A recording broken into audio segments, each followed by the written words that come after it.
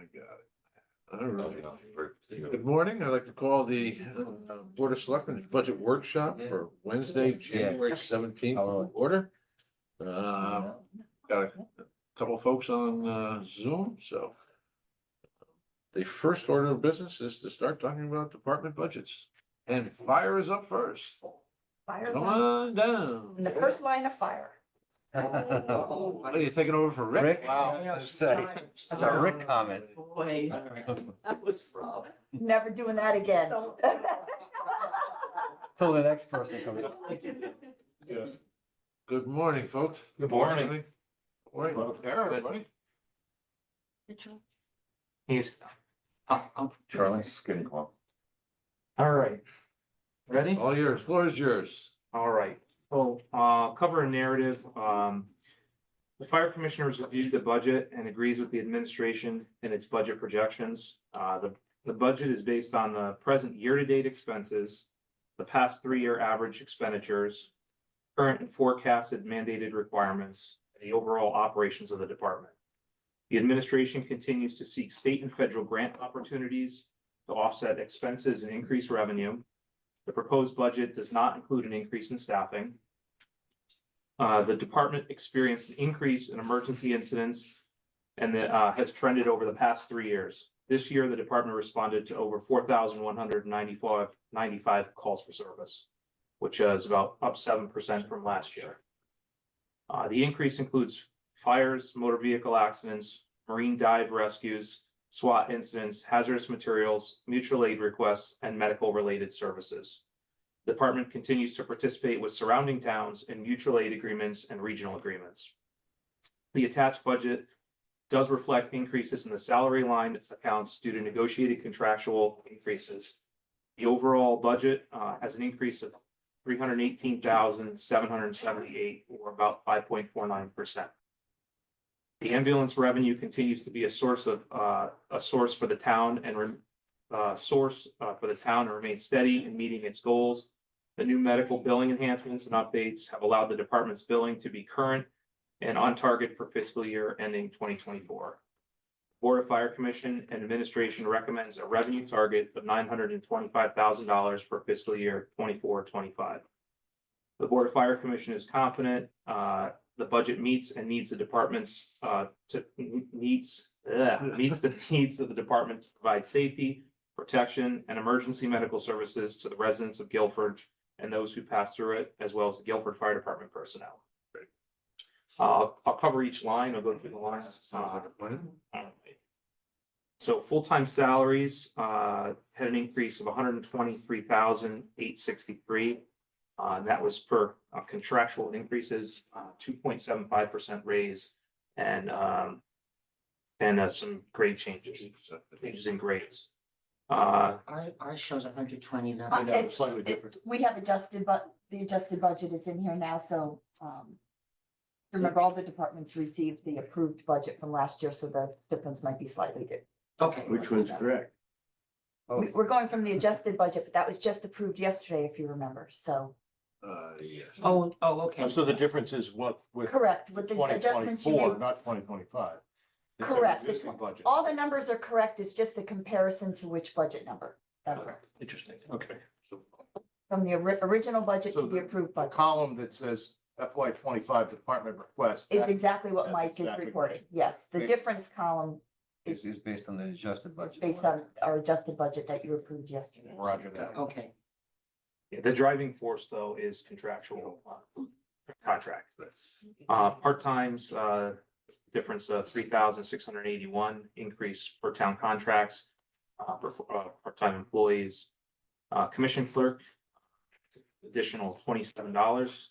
That might break it back. That might- Karen's $27 this year. Overtime, 37,589.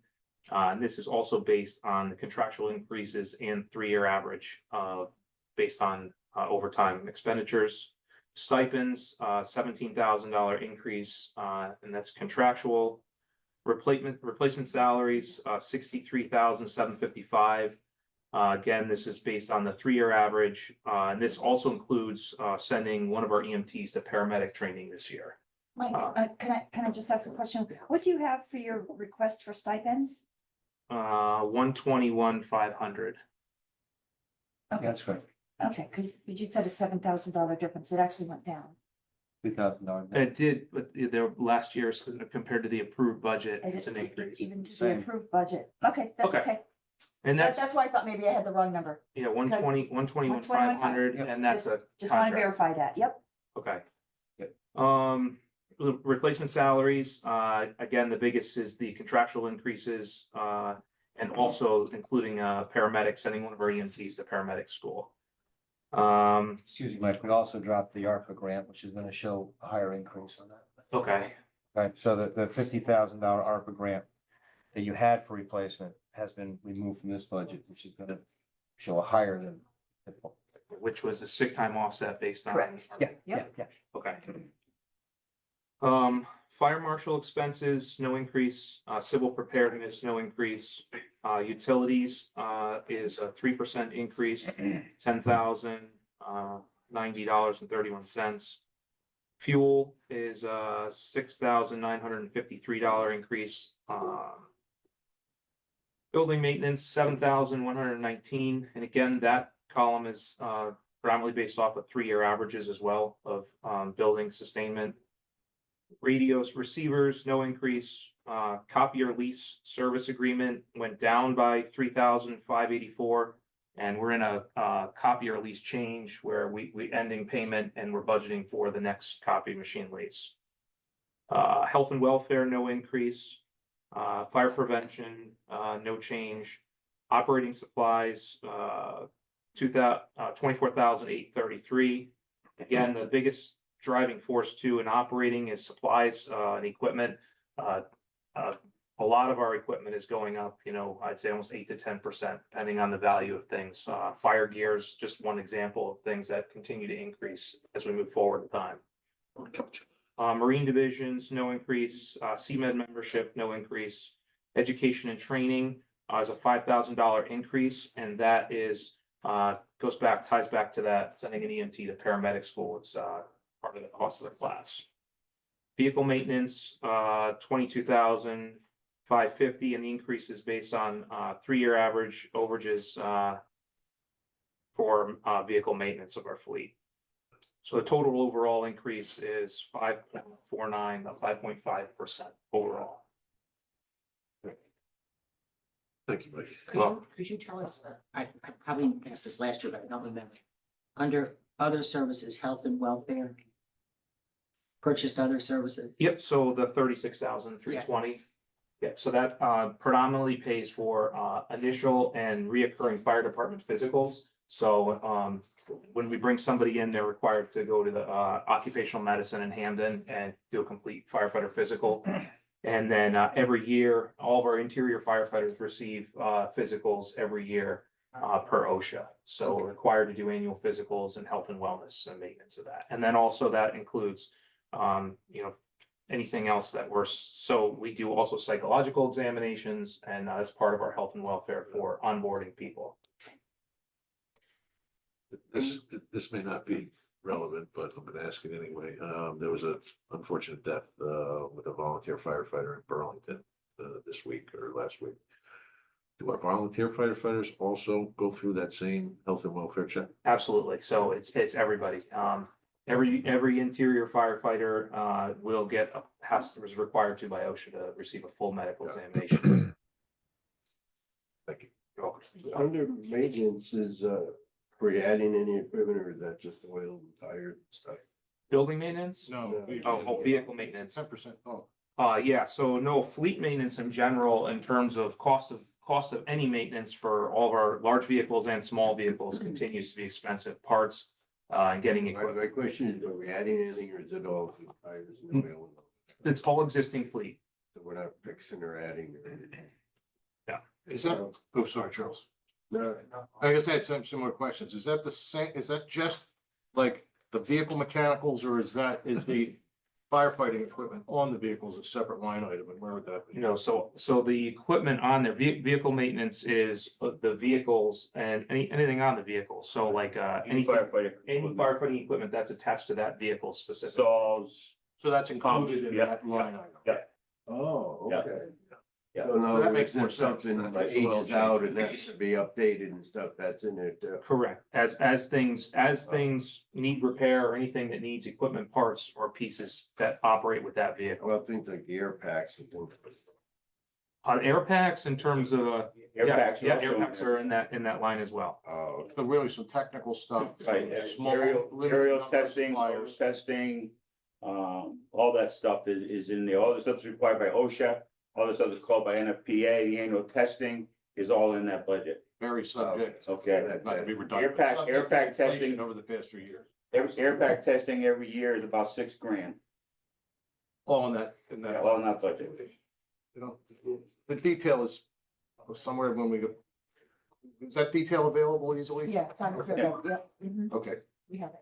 that's great.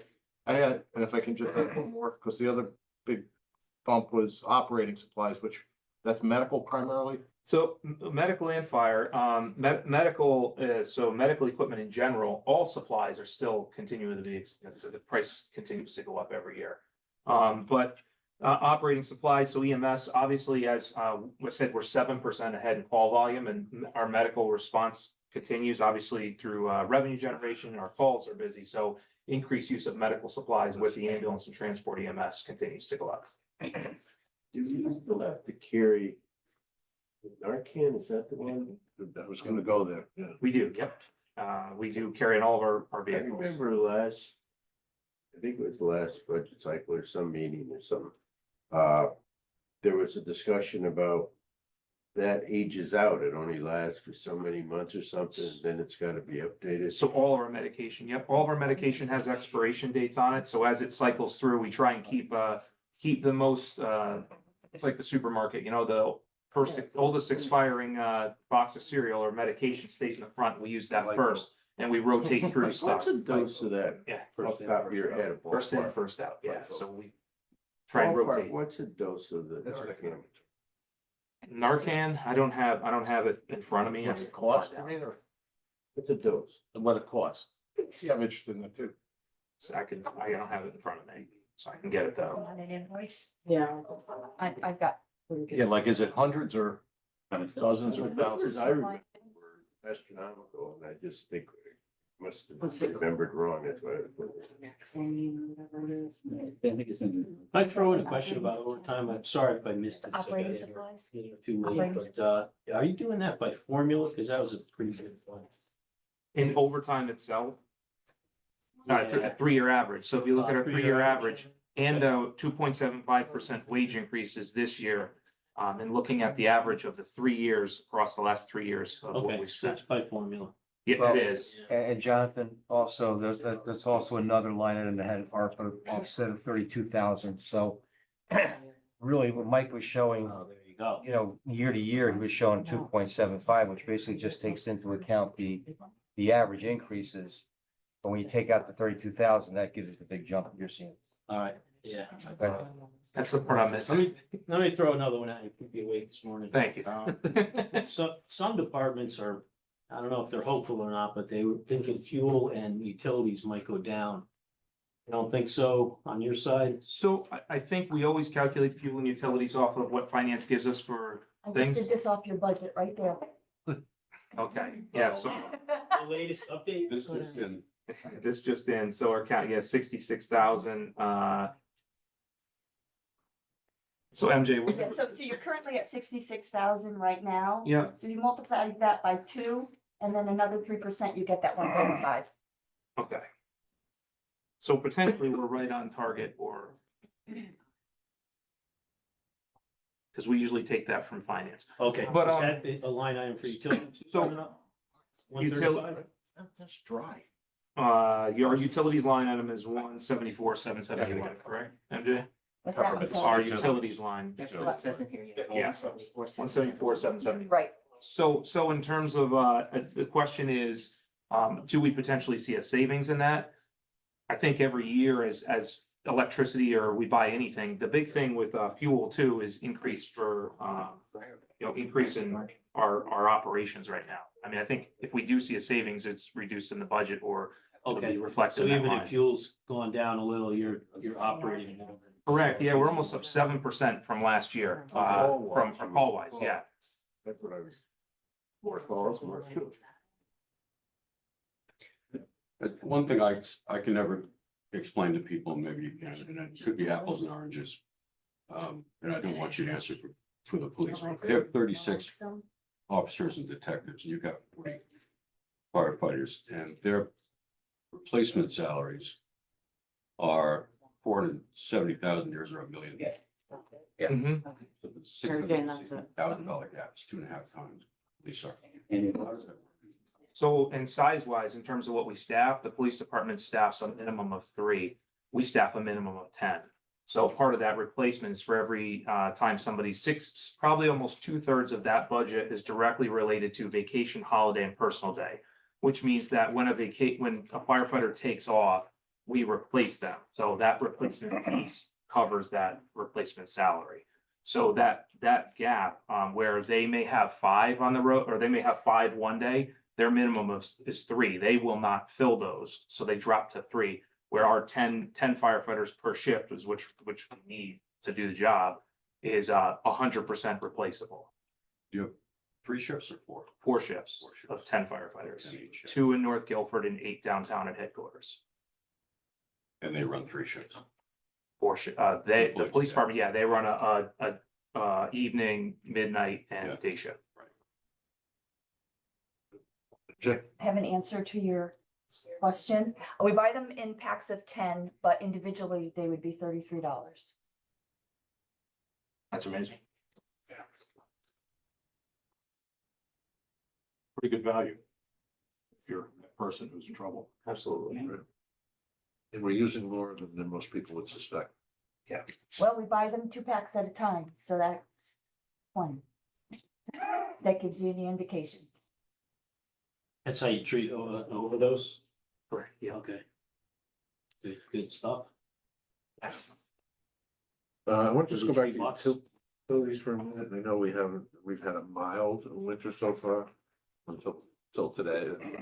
It's catching up. Until this week, but nonetheless, your utilities are only at 63,000 halfway through the year. Against a budget of 64, so way below. Well, if you remember last year, we anticipated a large increase. That's all the indications we were given at the time we budgeted. So, we budgeted close to a 35% increase. So the fact that that maybe didn't come into play is giving us room in those budgets, which is why we're seeing a reduction in the current year. Right, but then we put on top of it another 10,000, so there may be some cushion. Well, did you not read this while I was looking? I don't know, there's 2 things going on, so I've already looked at that. Well, as of right now, through the end of the year, I have 66,000. Extrapolating that out with a 3% increase is about 136,000. So so there's potential for savings. Correct. Last year, the driving force was the unpredictability. Correct, right, of right. Rate increases. We were told we were getting anywhere up to 50%, so we kind of cut it in half at 35 and, so we got some savings there. It's the cloudiest crystal ball there is. What is it? What's the term? Budgeting is an art, not a science. That's right. Any other questions? Comment? I'm sure I think we ask this every year, and just again, the replacement salaries versus total salaries, full-time salaries. You've examined, but if you could, rather than put another person per shift. Question is there a breakover point where it's more cost effective to add a person per shift than go to reduction? I think we constantly, we're not there yet, but I think we constantly evaluate that. We're putting that 11th person on and dropping to 10. Yeah, because the $1.1 million hires how many firefighters per year? Oh, how many you could? Is your question, how many replacement days? No, how many full-time, if you just added them? So we need 4. You could afford to have them sit idle. Instead of using replacement Yeah. dollars. You're saying just hire 4 more full So a timers. fully loaded firefighter's gotta be over $100,000. Yeah, with benefits. It's $1 million. Spend it on people. It's $1 million. I think we had this discussion a little bit last cycle too, and I think you said, you're having trouble just filling out your roster of 40. We are. And that's, Do you remember last year, we talked a little bit about that? so that is one of our biggest, I say 23, 24, 25 goals is recruitment and retention. We've been challenged, just to fill the spaces we have, to maintain the staffing level we have. So we're trying to find alternative ways of keeping people and doing You know, things. but that makes sense to me, right? If you add a guy, it's less than a million, and maybe he can fill in. Well, I'm sure you're looking at you are examining the crossover point. That's all we need to know. Right. This is not just out of convenience doing this. Are you at 40 right now? We're at 40, we're still vacant one position. Vacant one position.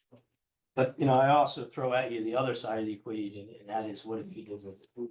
Sometimes when you do run a man short on a ship. I think the answer's been, I'm worried that you'll get a paramedic call. I guess if you got two, you only had one person in North Guilford. Correct. You like North Guilford, you You need need to be two able to people, respond. one person to drive the ambulance and one person to ride in the back. And if you're only gonna reduce to one, you'd have to come back to downtown, which would then close the North Guilford station, which would increase response times back to 13.5 minutes. So everything has a direct impact on each other. So Is there any solution to that? I mean, what if we staffed up North Guilford more? And that resulted in a lower cost overall, even though there's more manpower. Of course, you gotta get to 40 before you can get to 41. Yeah, I'm sure it could be challenging in terms of moving people around. So, theoretically, I think what Jonathan was getting to, if you always have two up at North Guilford, all right, regardless of who's calling out or sick or on vacation, you might have 7 at the big house downtown, right? As Yeah. opposed to 8 there, right? You can, And the challenge is there is everybody is across so not just the ambulance, but the fire truck. So if you start to go down to 7, you start to evaluate which truck are you only putting one person or not getting out the door based on the call volume. So we really, with 10 people, we're trying to do the best we can in all geographic areas of the town to provide the best coverage at the highest level. So I think, we're always open to looking at ideas. And I think the biggest piece is making sure we don't lose operational efficiency and reducing our goal of, whether it's EMS of getting a paramedic on scene within less than 9 minutes, which we're still meeting in North Guilford, or at a structure fire, assembling 15 people in less than 8 minutes to provide an effective response force. So I think as long as if we continually look to say, can we reduce here? Can we change there? Yeah. Like I said, we're up 7% and we're still down one person. We can't fill the positions we have. So we're just the same struggles as everybody And that's else. understood. You're trying to meet metrics of responding the right amount of time and having the right people available to respond. Geographically, we're a big town. And ultimately, when you're trying to service an area like North Guilford, it becomes a challenge to keep your response time within a reasonable amount. We've cut that in half, pretty much, and we do flex people between North Guilford, central part of town. East side, west side would cover a lot of territory.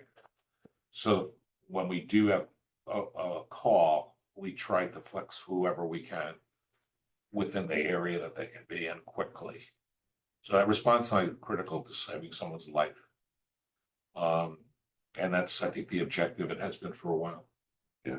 Is the increase attributed to the being down a person? Replacement salaries, that's the $80,000. So being down a person, the important thing to understand how replacement affects overtime, those two different categories, because that replacement category, firefighters are paid straight time. They're not paid time and a half until they hit 44 hours every 28 days. So it's known as the FLSA ruling or Garcia cycle. So that it depends on where they are. If that individual firefighter took time off, they wouldn't be eligible for time and a half until they hit that 212 hours in a Garcia cycle. So in terms of, I guess what the question is directly related to, are they getting time and a half or? No, the question is, replacement salaries were fairly level for a couple of years in these records anyway. And there's a bump this year, and my question is that bump because we are down a person? One direct bump because of that is sending the EMT to paramedic school. That's one of our big struggles, and I think I mentioned that in there, a paramedic training class. that we have been putting applications out there to get paramedics, and the pool of candidates for paramedics is less and less. So this year's, we are going to send an EMT, one of our EMTs to paramedic school to close that gap of our critical workforce. So paramedics are about 50% of our workforce. And when it comes to billable revenue or generation, of 2/3 of our revenue is from paramedic work or ALS work. Where is the Just, cost? Charles, I also just want to note that in that line was $50,000 worth of ARPA. ARPA, yeah, So if you take 50,000 out of your increase of 83, it's. So the ARPA is disappearing. It's only it's a 3.08% increase in replacement salaries. Before you pull the 50,000 out for ARPA. That's what's showing the big bump. Right, just, Well, just that's increase in useful. salaries. Okay. right, Just- 2.75. Right, increase in salaries and the ARPA, and there's no increase, hours wise, so to speak. Thanks for explaining. It's just, it's just. Jumped out at everybody.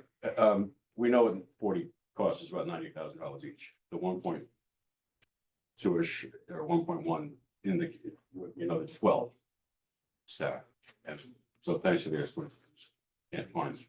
But it indicates you could literally, if guys are falling out of the trees, you could have 3 extra shifts. How many weeks is the personnel who's getting the training? So they will be in class. It's a total of 18 months, from beginning to end to train somebody to be a paramedic. But they're not gone for 18 months, it's part-time? No, correct. They will only be in class the times that they'll be on their normal shift when they're not in class. So it's the time when they're in class where we'll have to pay for somebody to be there while they're in class. How much is the training? Training total with, Assume we're paying it. correct, yes. The training for the class itself, it's about $10,000. For the class, that's not the expensive part. It's the salary while they're there and to cover their shift while they're on there. So that's approximately, it's gonna be around $80,000 over the 18 months. And we've looked at 3 or 4 different paramedic programs across the state.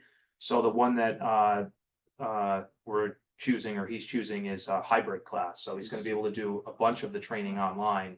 Is there a way for, is there a way for us to claw back in case It doesn't say. The training, They the did- cost for training, like the police department has that. Yeah, There's the a clawback statute. provision on it. It's to deter people from poaching. Right, from leaving, right, within 24 months or a year Yeah. from leaving. we do have that in?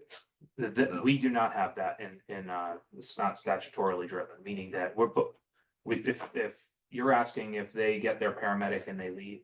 So I know the commission brought it up, but we're looking at town legal and look at the options of what there is, but this employee particularly has been on board with us for 5 years for a How do while, we so. choose that employee? I mean, Well, that it's becomes. a good question. It's a challenge if you don't have, the legally a contractual agreement with them, and the sense is that you are betting that they are gonna stay with. And in most cases, they do. Unfortunately, there's a high demand for this position throughout the state. It's getting worse. I understand that, and in, society being what it is now, boys are particularly aware of those type of things, and we're making a substantial investment at that point in time. But my question was, is if you only had that choice for one employee, and what if you had 5 people? We asked, we solicited for interest and we only had one raise their hand. So for one EMT to say, I'm willing and I want to further my education and go to paramedic school when we have a shortage, we've done it before. We've had another employee go through from EMT to paramedic and transition. So He's still there. he's still there. He's one of our shift Okay, guys. well, I mean, that's a management thing and subjective decision, and I can appreciate, where you're coming from with that, but in this world that we live in. Okay, you know what? I think there's probably a legislative fix that's needed. Have you guys been working that with the? So we are, there's a statewide task force set up, and I know it's not just a Guilford issue, it's a much larger issue than any municipality, it's a statewide issue. Speaking of legislative issues, I've thought about this not only in your department, but in other situations. would a fix for that be that you gotta look down at your? I think most people today don't live further and further away than they've ever. Definitely wouldn't be the fix. No. That was what they said. Most towns have dropped residency requirements altogether. We just advertised for a paramedic program for people to join us with paramedics. We got exactly 2. No, I'm struggling with what a potential fix for the coaching situation throughout the state could be, and, you just say you can't, rob somebody else, or I mean, what? Yeah, no, and there's gonna be even more focus on that issue because the legislature's gonna take up the no compete clauses in contracts. Which is effectively what one of the things you're asked there, but. One of the reasons we have a full-time fire department is we used to have all of our firefighters were Guilford residents. They were volunteer firefighters. And, people would leave Pages, people would leave Dowdens or whatever it was, and they'd go out on call. Yes. Just wanted to just go back on something Chelsea had mentioned. We thought that replacement salaries had been fairly consistent. They've actually jumped around over the last 3 to 4 years. The document that MJ shared with us yesterday shows 800, these are actuals, prior, the third year actual was 852. 2 years actuals was 699. Last year actual was 1.2. Yeah, we just going by the 2 that. So it has jumped around over the last couple of years. And my suspicion is that has a lot to do with how fully staffed we were. Correct. Yeah, and the big dips, we talked about that, adding North Guilford, like 2018, going all the way back to that is almost at 1.02. And then that was the next 2 years, the impact of Safer, we reduced to 991, then 891. As that increased surge happened, just as you said, adding more staffing, reducing replacement salary and increasing full-time salary, it's gone in a wave as things increase or decrease. But if you look at the 6-year trend over that of actual expenditure, the big dip was 18. And we're coming back up on that dip again, on that upper end of replacement salaries. Not to be dead horse, but like you said, you are looking at that delta, where it hits as far as adding people and that type of thing. Correct, yeah. What, just if you ever get to the. Maybe if they can get the information, it'd be interesting to know for us what that number would be, where would it be? In replacement salary. Yeah. Right, so at what point have we gone up, come down, and then say it's at that, we're at a point now, we're adding it full-time salaries. I mean, we're at 1.1 now. I mean, is it 1.5, is it 2, or what's the number where we go? Well, 2018, we're at 1.02. And that's when we put in for Safer, and that's the big impact is getting federal dollars to help offset these things. So in a place where we would do that, I would highly recommend we continue to apply for Safer options to offset offset this over time financially. Okay, John. I just think this discussion is really important about the coaching. And, I think that Charlie got an excellent point that, maybe there should be some kind of callback provision. I don't know if it's allowed. But I also think on the flip side, there should be some incentives when they stay. So, to say, hey, we're ready to give you some great training that's gonna help your career, but, please stay. If you don't, you're gonna have to pay for some of the training. And or if you do stay, you're gonna give you Not some necessarily a incentives. police state, we'll invest in you. I mean, the Army does it. We are proceeding down that path. The task force we put together with representatives of the Selectmen Board of Finance, as well as the fire department, the fire commission, and the union. There's a task force that's, I think, convenes the 21st, is it? This week. Monday. Designed exactly to do that, is to look at potential benefit so that our package is more attractive for them to stay here. Many of our folks who leave are leaving because the other communities have defined benefit plan. They have OPEB benefits. We are actually looking at that. In fact, last week I was at had a task force convened by Sean Scanlon about revising the MERS, the Municipal Employee Retirement System, which is run by the state, which has a variety of offers and designed it, and that was we spent probably half the meeting talking about retention and recruitment for police and fire, which is, my biggest concern is there aren't enough bodies to go around. So we're gonna get into this war where everybody's gonna be jumping their benefits package, but eventually ours is not gonna be good enough again because somebody else has made it even richer. So we're gonna be in this very vicious cycle of enhancing our benefits packages, continuing to enhance them. But there's never enough to fill all the slots that are needed. Right, and today paramedics are the problem, tomorrow EMTs are gonna be the problem. And it's unsustainable, you know, really from the statewide side for all municipalities, everyone needs to be on the same page. It's really important.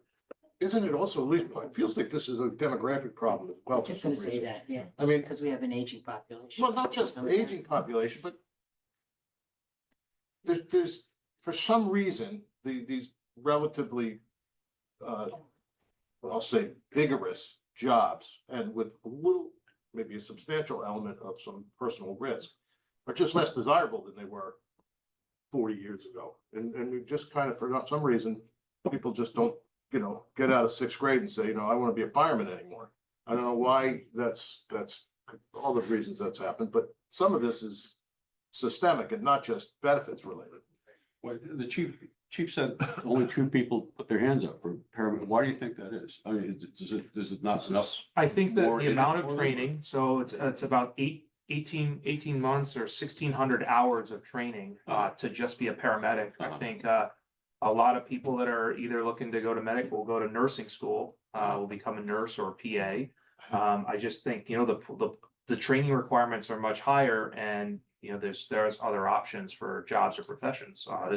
The pool of candidates is very small. There's not a lot of people, and I say police or fire. It's trying to promote it and get people in, and everyone's in the same spot.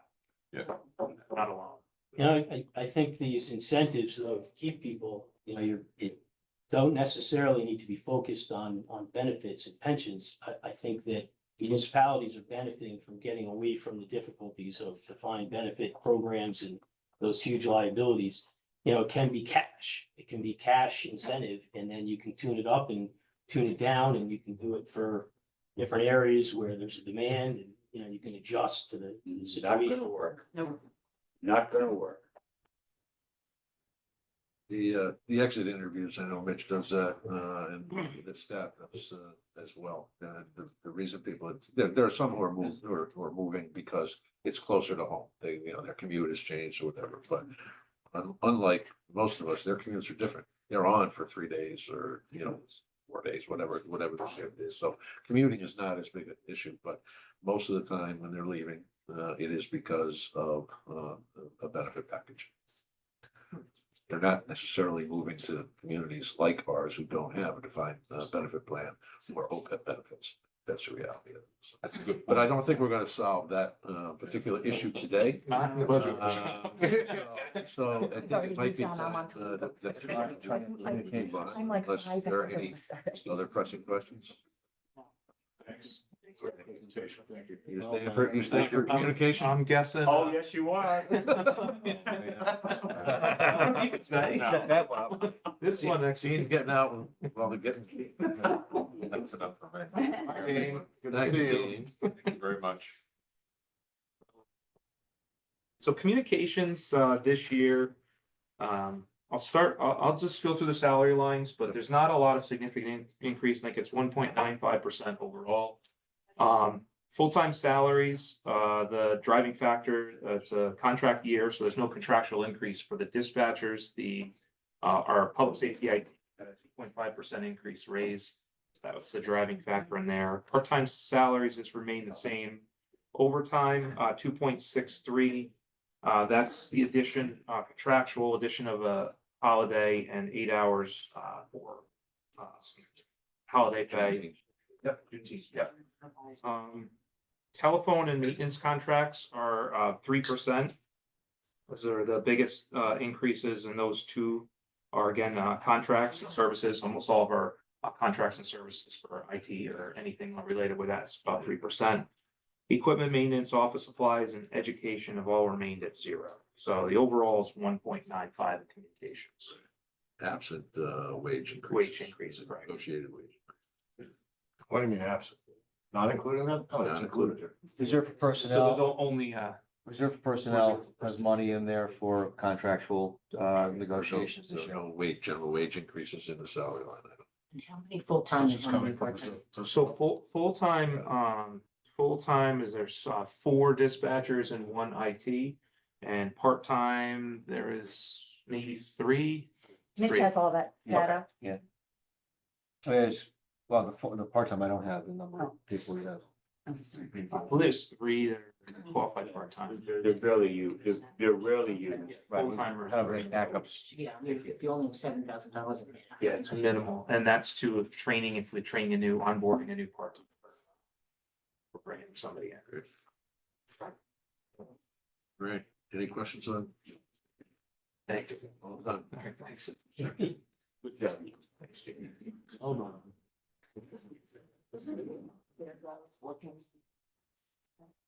It's Like,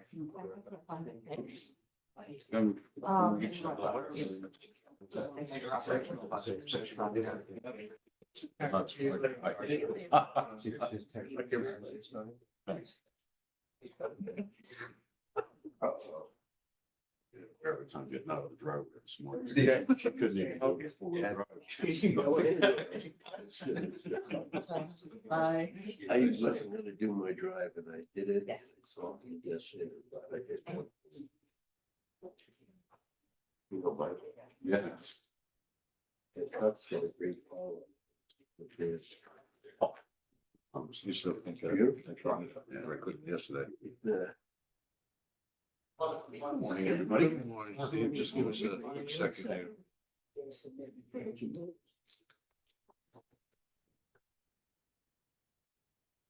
That was quick. Not even. Oh,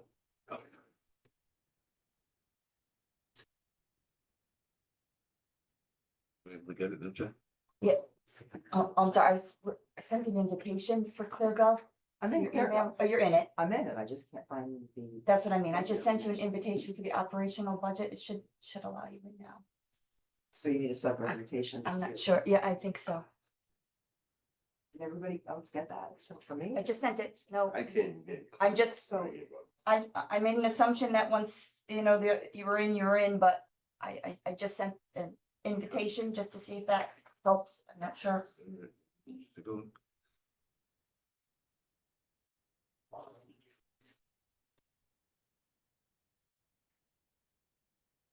click here.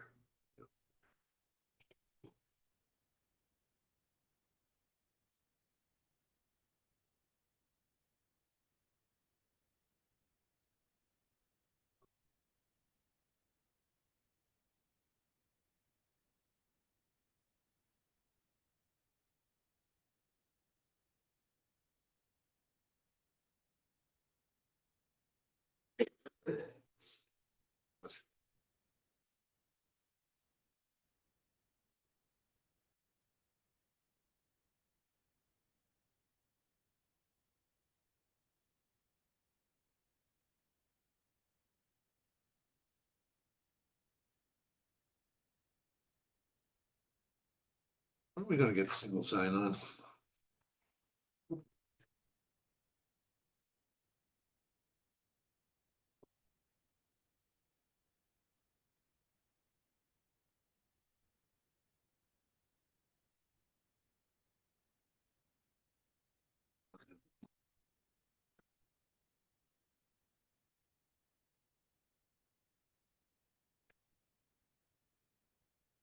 Okay, Steve.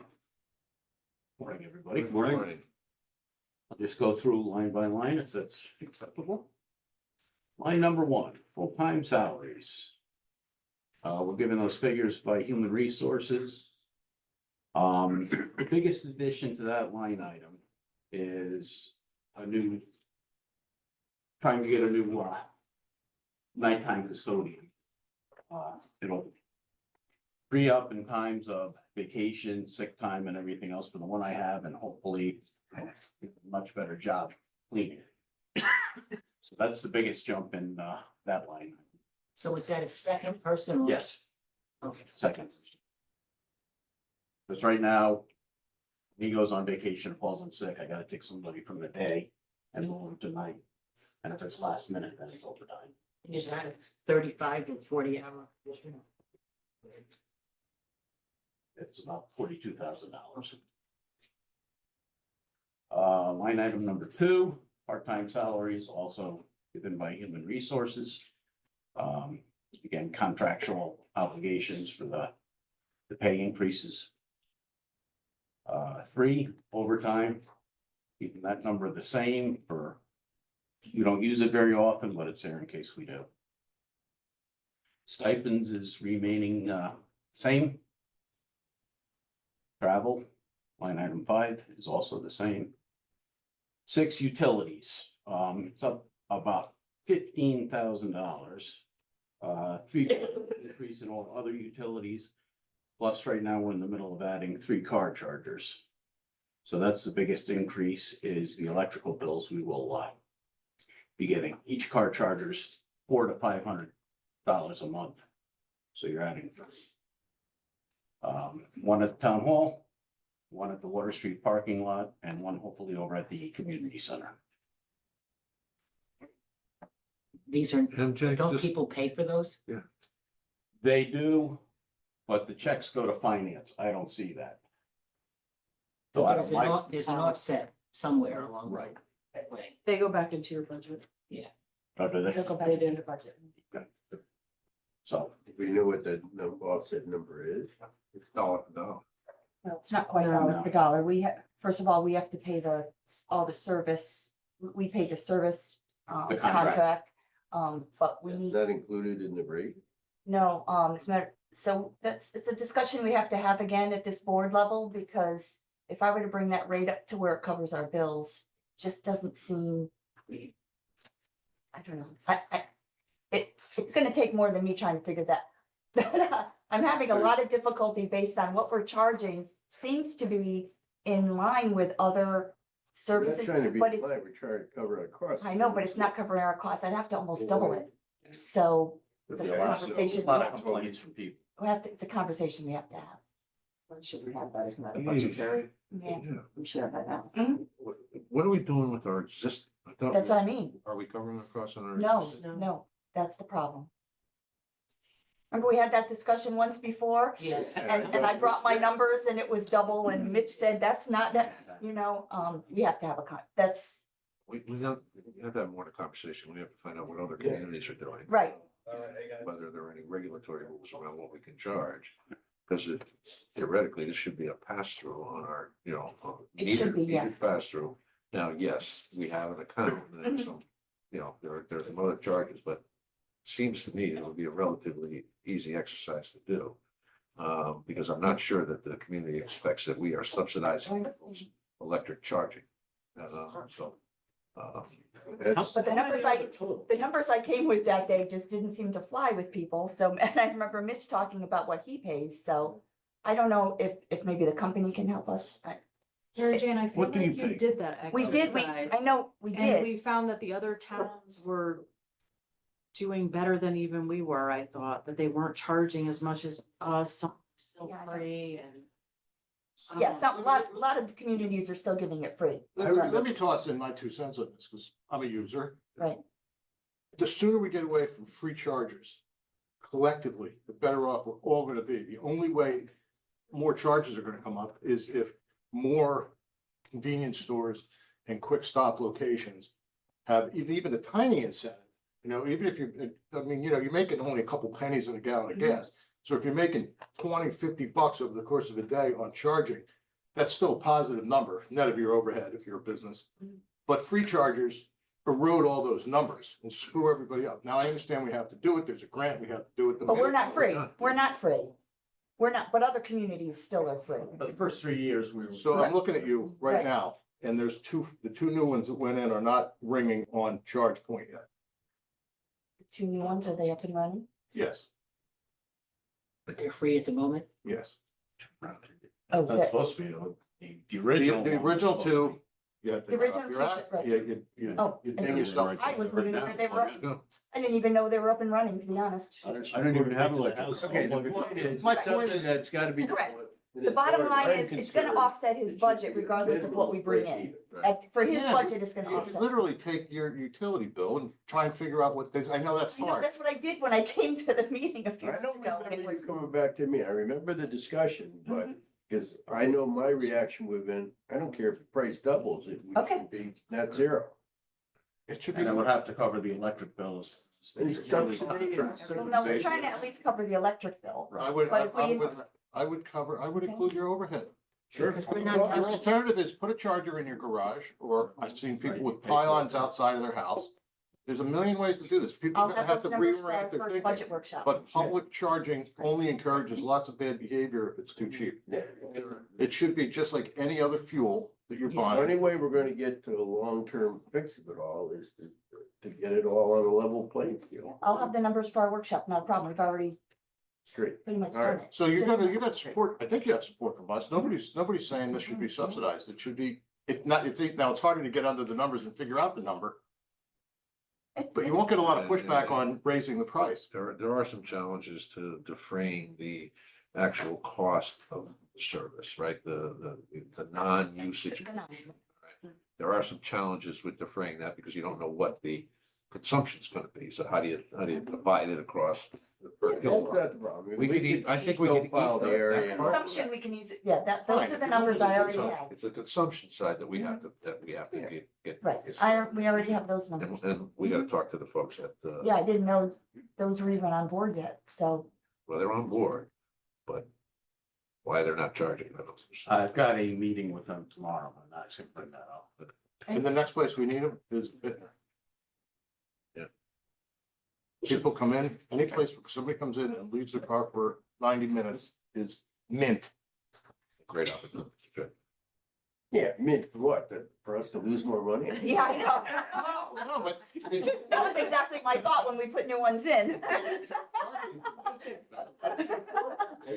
Or at least break even. I don't mind the convenience for our taxpayers and all of that, but for everybody to subsidize the mileage, I mean, it just doesn't. It should be Should the subsidized. town be in the charging business? Yeah. So much higher, Absolutely, Yeah. Sure. absolutely. but the numbers are Twenty-one willing to minutes. do A it. commitment to. You're willing to just leave it up to that, and so be it. I do it tomorrow. As well, if employees start I getting know. town vehicles. And we just- And You would need a lot more charging than that, but it would be even better.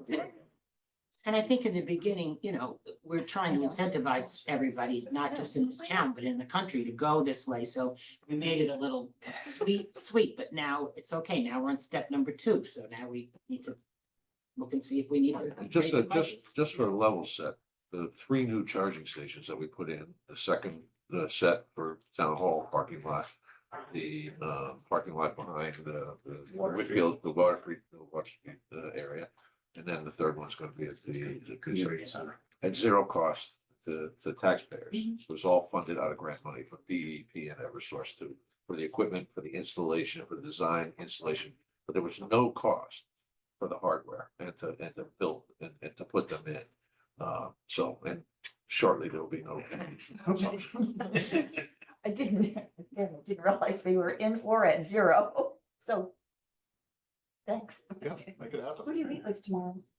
The car charging company. Then I can have him start the charging on the second one. They were supposed to make it exactly the same as the first Okay, well, I wonder if they can, So we call it back to them. Yeah.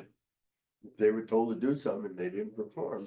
no, It's only been. there's two nothing now that they, it's- there's nothing it's the just company recent- hasn't recently done, going it's, online. well, maybe for the new ones, I don't know, Right, but right. for the current other ones, one it's we've been not, charging yeah, for that's, years. that's not back on them, that's one. back It's on been me. in there 8 years and the first 3 we didn't charge. so Right. we've been charged Wow, it's 5 amazing years. it's that long. Yeah, 8 years. Okay. You derailed Okay, me. we'll do that. Line item number 7, cell phones, they're staying the same. 8, street lighting, staying relatively the same. I mean, electricity went up 3%. We're actually going down street lighting. 9, Streetlight maintenance, that's going up a little because this year I started getting bills from the police department. 4-hour minimums of overtime calls for traffic control for light repairs. That's a conversation you need to have. Yeah, I was shocked because the first 2 years I never got a bill and all of a sudden that came up and they said they had to do it. That might be through utility. Utility might be required, but then. Yeah, that's.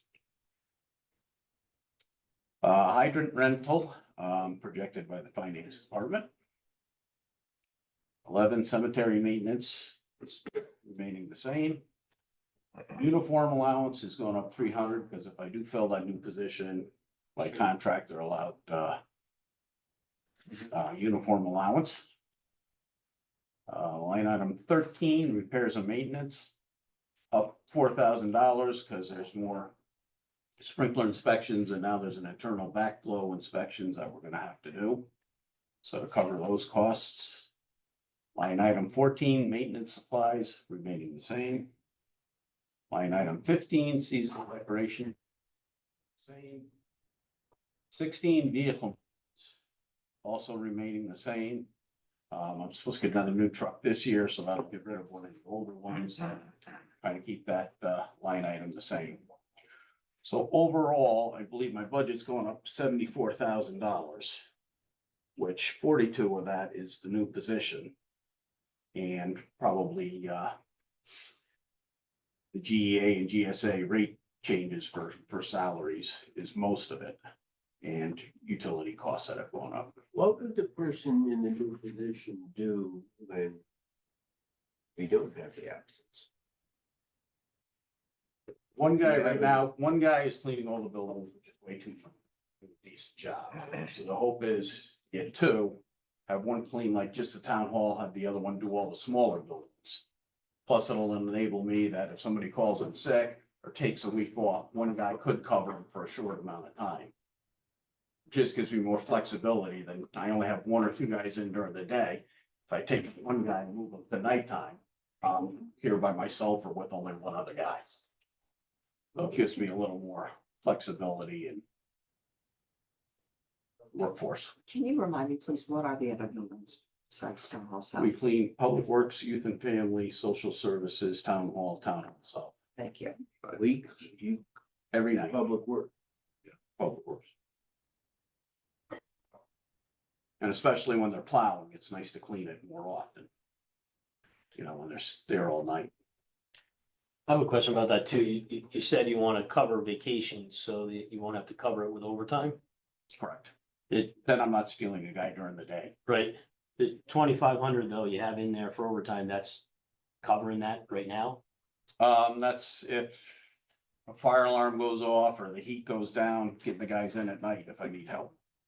No, I mean, if the night No, guy that's takes separate. vacation, does That's that cover separate. No. his vacation? Okay. No, because if I know early enough, I can shift their hours without overtime, which is the way I have been doing it. Is the part-time salary actually a person? You have one part. One person.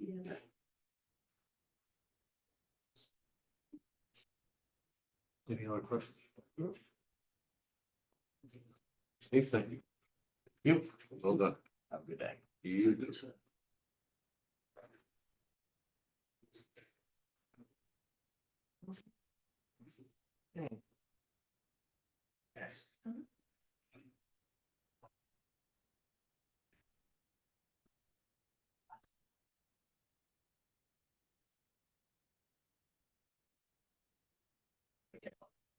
Thank you. Janice, how are you? Good, how are you? Good. So shall we delve into engineering? Sure. So, full-time salaries, those are contractual, increases, for the 3 staff members in the, engineering department. This year, we've added in, substitutes and overtime line item, upon agreement with all the other departments and land use. It's town hall south, basically. We've had a need for some extra help, extra work, which many of the admin staff are contributing to working up to an hour extra each day as needed. So this gives us some flexibility to cover those crunch times or extra work efforts. And then purchase services. I've increased the expenses and travel because our assistant town engineer is a member of the ASCE, American Society of Civil Engineers. He's attending a conference this year down in Florida. He was very thrifty in being able to find a grant to cover it for this year. So I'll have some minor costs associated with any meal expenses possibly this year, but assuming he would want to continue to be a contributing member to this society, which is good for professional development for him. I wanted to increase the opportunity to cover his travel expenses for the annual. Next year, I'm sure he will continue to see if there are any ways to offset the cost, but just in case, I calculated it to be about $2,000. Purchase services, we have the uniform and clothing allowance, that's contractual at $300. For the assistant town engineer, contracted services for 20 staying the same, that's that covers environmental consultants, surveying work, anything, our stormwater testing and compliance with the MS4 permit, all comes out of that line item. Hazardous waste disposal is the Has Waste membership for the town, for which we're able to have our residents, recycle hazardous material from May to October. That cost increased a few years ago. We are hosting a satellite every year in April over at Bittner Park. However, based on review of costs over the past couple years, and we have lowered that by a few $1,000s as an estimate of what we expect our usage. We did have a spike during COVID. As you know, everyone cleaned out their house and basements and garages and sheds. And so we did see a spike. That first year we hosted the satellite, but it's kind of leveled off a little bit. So hopefully that's a good number at 52,000. Copier, lease and supplies. That's gone down a little bit. We have a new large scale format scanner copier with a slightly better contract on it. So that cost has gone down a little bit, down to 8,200 from last year. Office supplies I have gone up just because of the cost of things going up generally. And then minor tools and equipment I've also gone up. This year we have inspection duties for the Nut Plains Road project. So the need for gloves, safety equipment, raincoats, things like that. This is the line item we would take those needs for the department out of. Road striping and signs, that's holding steady. That's kind of a split between myself and the Public Works Department. I typically cover the town center, parking areas, crosswalks, few odds and ends, and then we pool our resources as needed to cover other needs in the town for road striping and signs. And then under the miscellaneous category, again, I went up just slightly under permits, dues, and subscriptions to take into account the assistant town engineers membership for the ASCE. We also have a floodplain managers membership that's covered under that, and then I use that line item if we have any permit fees for the town for any permits from DEEP or otherwise. Education training holding steady, and then vehicle maintenance again went up $500. Our cars are still rather new, but getting older every year, and the costs of fuel and repair costs. Just trying to cover that if needed for the future year. Great. Questions? In the hazardous waste disposal, how much does it cost for us to do our own, what we do that with? How much is that cost? I'm sorry. Collection, special collection we do, the hazmat. Our satellite one that we do. Our satellite one, I don't have that in front of me, but it did bump us up substantially. Ballpark, I mean, is it 10,000? I think it's more in like the 10 to 15,000, but keep in mind that we're charged regardless, we're charged by the household that uses it.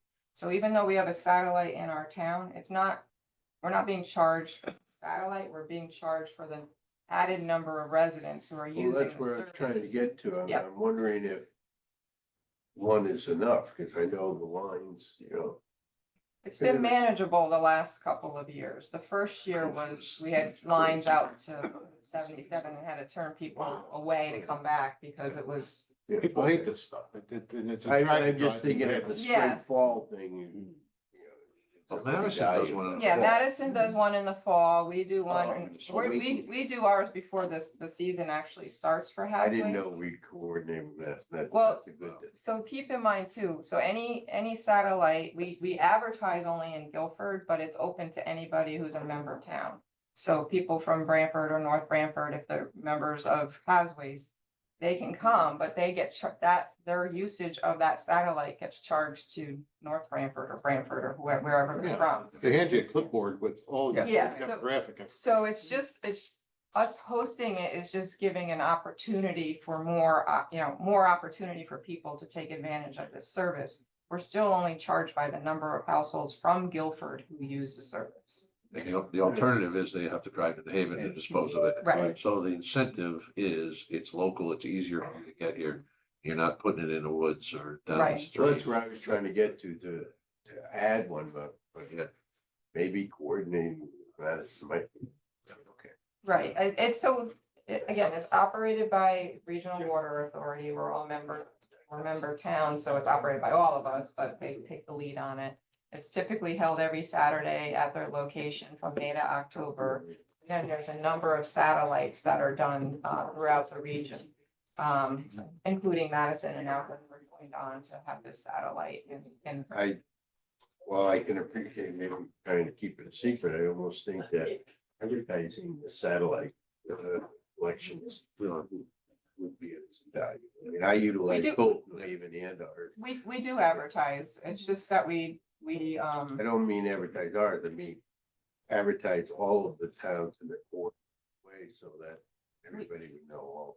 We do, I mean, so if you go to the Hasway Central website, because you have to pre-register before you attend, you'll see where the opportunities are to, utilize outside of just New Haven, including the satellites. But obviously, we felt that having one locally really helped people, and the timing was perfect with COVID at that first satellite that our usage was really high, but costs are going up as well, so it's kind of a balancing, and this is based on the budgeting provided to me from Hasway Central of what they expect our future year And there costs. was a measure of coordination when we started talking to Lori Tagliano. Tagliano, yeah. Tagliano at RWA.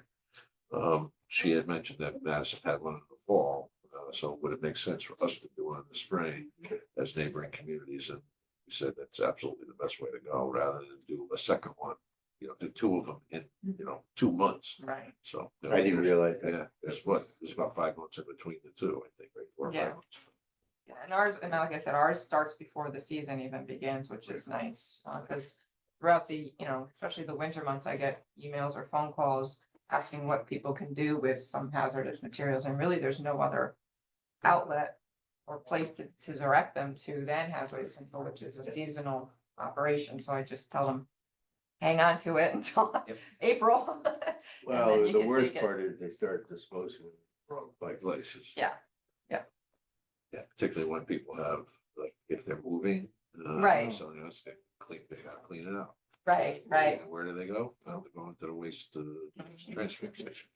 We do take a lot of things at the transfer station that, people can recycle batteries, all the electronics, light bulbs and things like that. It's just the liquids that are related to hazardous liquids we can't service at the transfer station and really come into play here.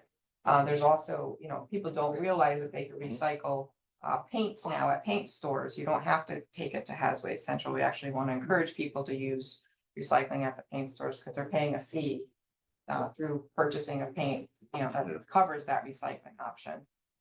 So things like that, we're trying to get into more manufacturer-based recycling requirements in states. Anything further? Engineer? Thanks, Jess. Next up. Manufacturer-based recycling, I like that phrase. Yeah, there's an actual term and maybe. Yeah, forget it. Forget it, but it's, I mean, as opposed It's to like- like sending something out into the street of commerce and you're yes, turning your face exactly. away. It requires the problem. manufacturer to have a plan in place and a method in place to take the, the materials back when they're. Paints and mattresses. It might change their production. And decisions as well. tires are next, I believe, tires and then, they're looking at other things, that are challenging for the industry. I saw that model in Germany, Mhm. almost every product Yes, take back. yes, yeah, yes. Thanks, Matt. I think of the- Getting fast enough. Yeah, so there's, That's just ask Matt Knickerbocker, he can. Yeah. there's a task force at the state looking into all measures of trying to find ways to Fire alarms recycle too. things. Yeah, fire alarms That's a problem. and, Fire fire alarms have a extinguishers. weird nuclear thing in them. Yeah, fire alarms, you can just tell people, throw them away, like, one at a time over several weeks, because in Mass, they have a high, radiation rate, so they trick off alarms and things like that at the waste disposal areas, so. And that's one that really should be manufactured. And so, there are some voluntary manufacturers who will take them back, you can mail them back to them. Thank you. Yep. For everything. Okay. Chris Robinson outside. Are you ready? Works right. Are you ready? Already. Retiree Maynard. This is your real last day, right? Have to be nice to me. But you can say me at this point. Wait, let's get the jokes over with first, then. I'm asking for 100% increase in everything. I want to get the next person set up well. Well, go the other way. Well, good morning. I just want to say that I'm thankful to support the Board of Selectmen, Board of Finance have given over the years in the community for the budgets we've been able to have to improve facilities and grow the programs and I'm gonna not waste a lot of your time. I just want to highlight a couple of things from last year that you allowed us to do. We bought the portable lights that we used at Long Hill Park to help out with youth football. We actually tested them at the end of the fall up in Bitter, pickleball courts, to see if portable lights would work. And we put two up there, we had people come and play and 2 lights did it, they're fine. So I think we had in the 5-year plan, I think we put in for more portable lights, hopefully solar powered ones. We're gonna test that out. Tony's gonna test it out in the spring.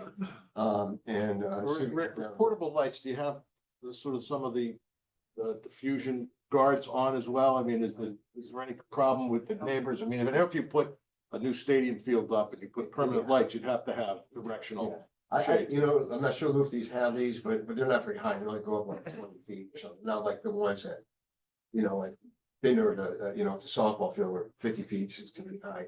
They're low. So You it's can less adjust of a the height, problem. too. So I don't think it's a problem really, but it's way in the back, by the pickleball courts anyway.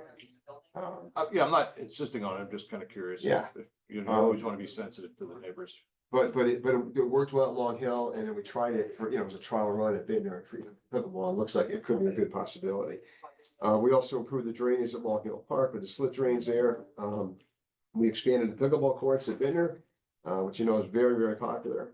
And then we put more new efficient lighting at Adams basketball court. So there's some of the improvements we were able to make last year because folks approved budgets to do that. Highlights for 24-25, full-time salaries, we're requesting increase from 35 to 40 hours for our 2 full-time cooks. And it's just to keep up with the demand. For example, just to give an example, breakfast, pre-COVID, we were taking in around $16,000 for breakfast. We're on target for over 24,000 this year. That means it's not only the dollars, but it's the number of meals that people are coming in. Regularly, we're seeing some of the retired public works guys are coming for breakfast at least once a month. Some of the retired police officers are coming there. I may try to get a group of other retired folks and start having breakfast there too. And the Rotary Club has breakfast once a month. And so those numbers, it takes time to prepare those meals. And so we need more help. And so Larry's asked if we can increase the hours for the 2 full-time cooks from 35 to 40. Part-time wages increases are due to, we're asking for another 39-week seasonal park maintainer. So right now we have two seasonal guys for 39 weeks. One is 15 weeks. I think last year we couldn't even fill the 15-week one. Now, usually in the past, it was a college student, when they were up in school, then they worked from, mid-May till mid-August, basically. And I think in the last year or so, we haven't even been able to get anybody. And again, the demand the guys have, try to keep up with everything. Our busiest time really is spring and fall. Summer's busy, but little leagues in full swing, excuse the pun, in spring, and in fall. You're not so much in the summer. So there's a need to maintain, upgrade those fields and stuff, and that's when we need most of the help, and we don't have it. We also put in, for an additional lifeguard at Jacobs Beach, for the camp when we have kayaking. We met with one of the directors of the Watch program, and he has some very strong concerns about not having a lifeguard when we have camp, kids out on kayaks. So it's like 5 hours a day. It's not like almost full-time hours like we have the other lifeguards. And the only thing else we increased in part-time salaries is the bus driver hours from 96 to 106 per week. That's more in line of what we're actually doing. Again, the demand just keeps growing for with the senior population. And Terry Buckley does a great job tracking this stuff, and we're averaging pretty much close to 106 hours a week right now on our drivers. So we're gonna probably be over budget on that one.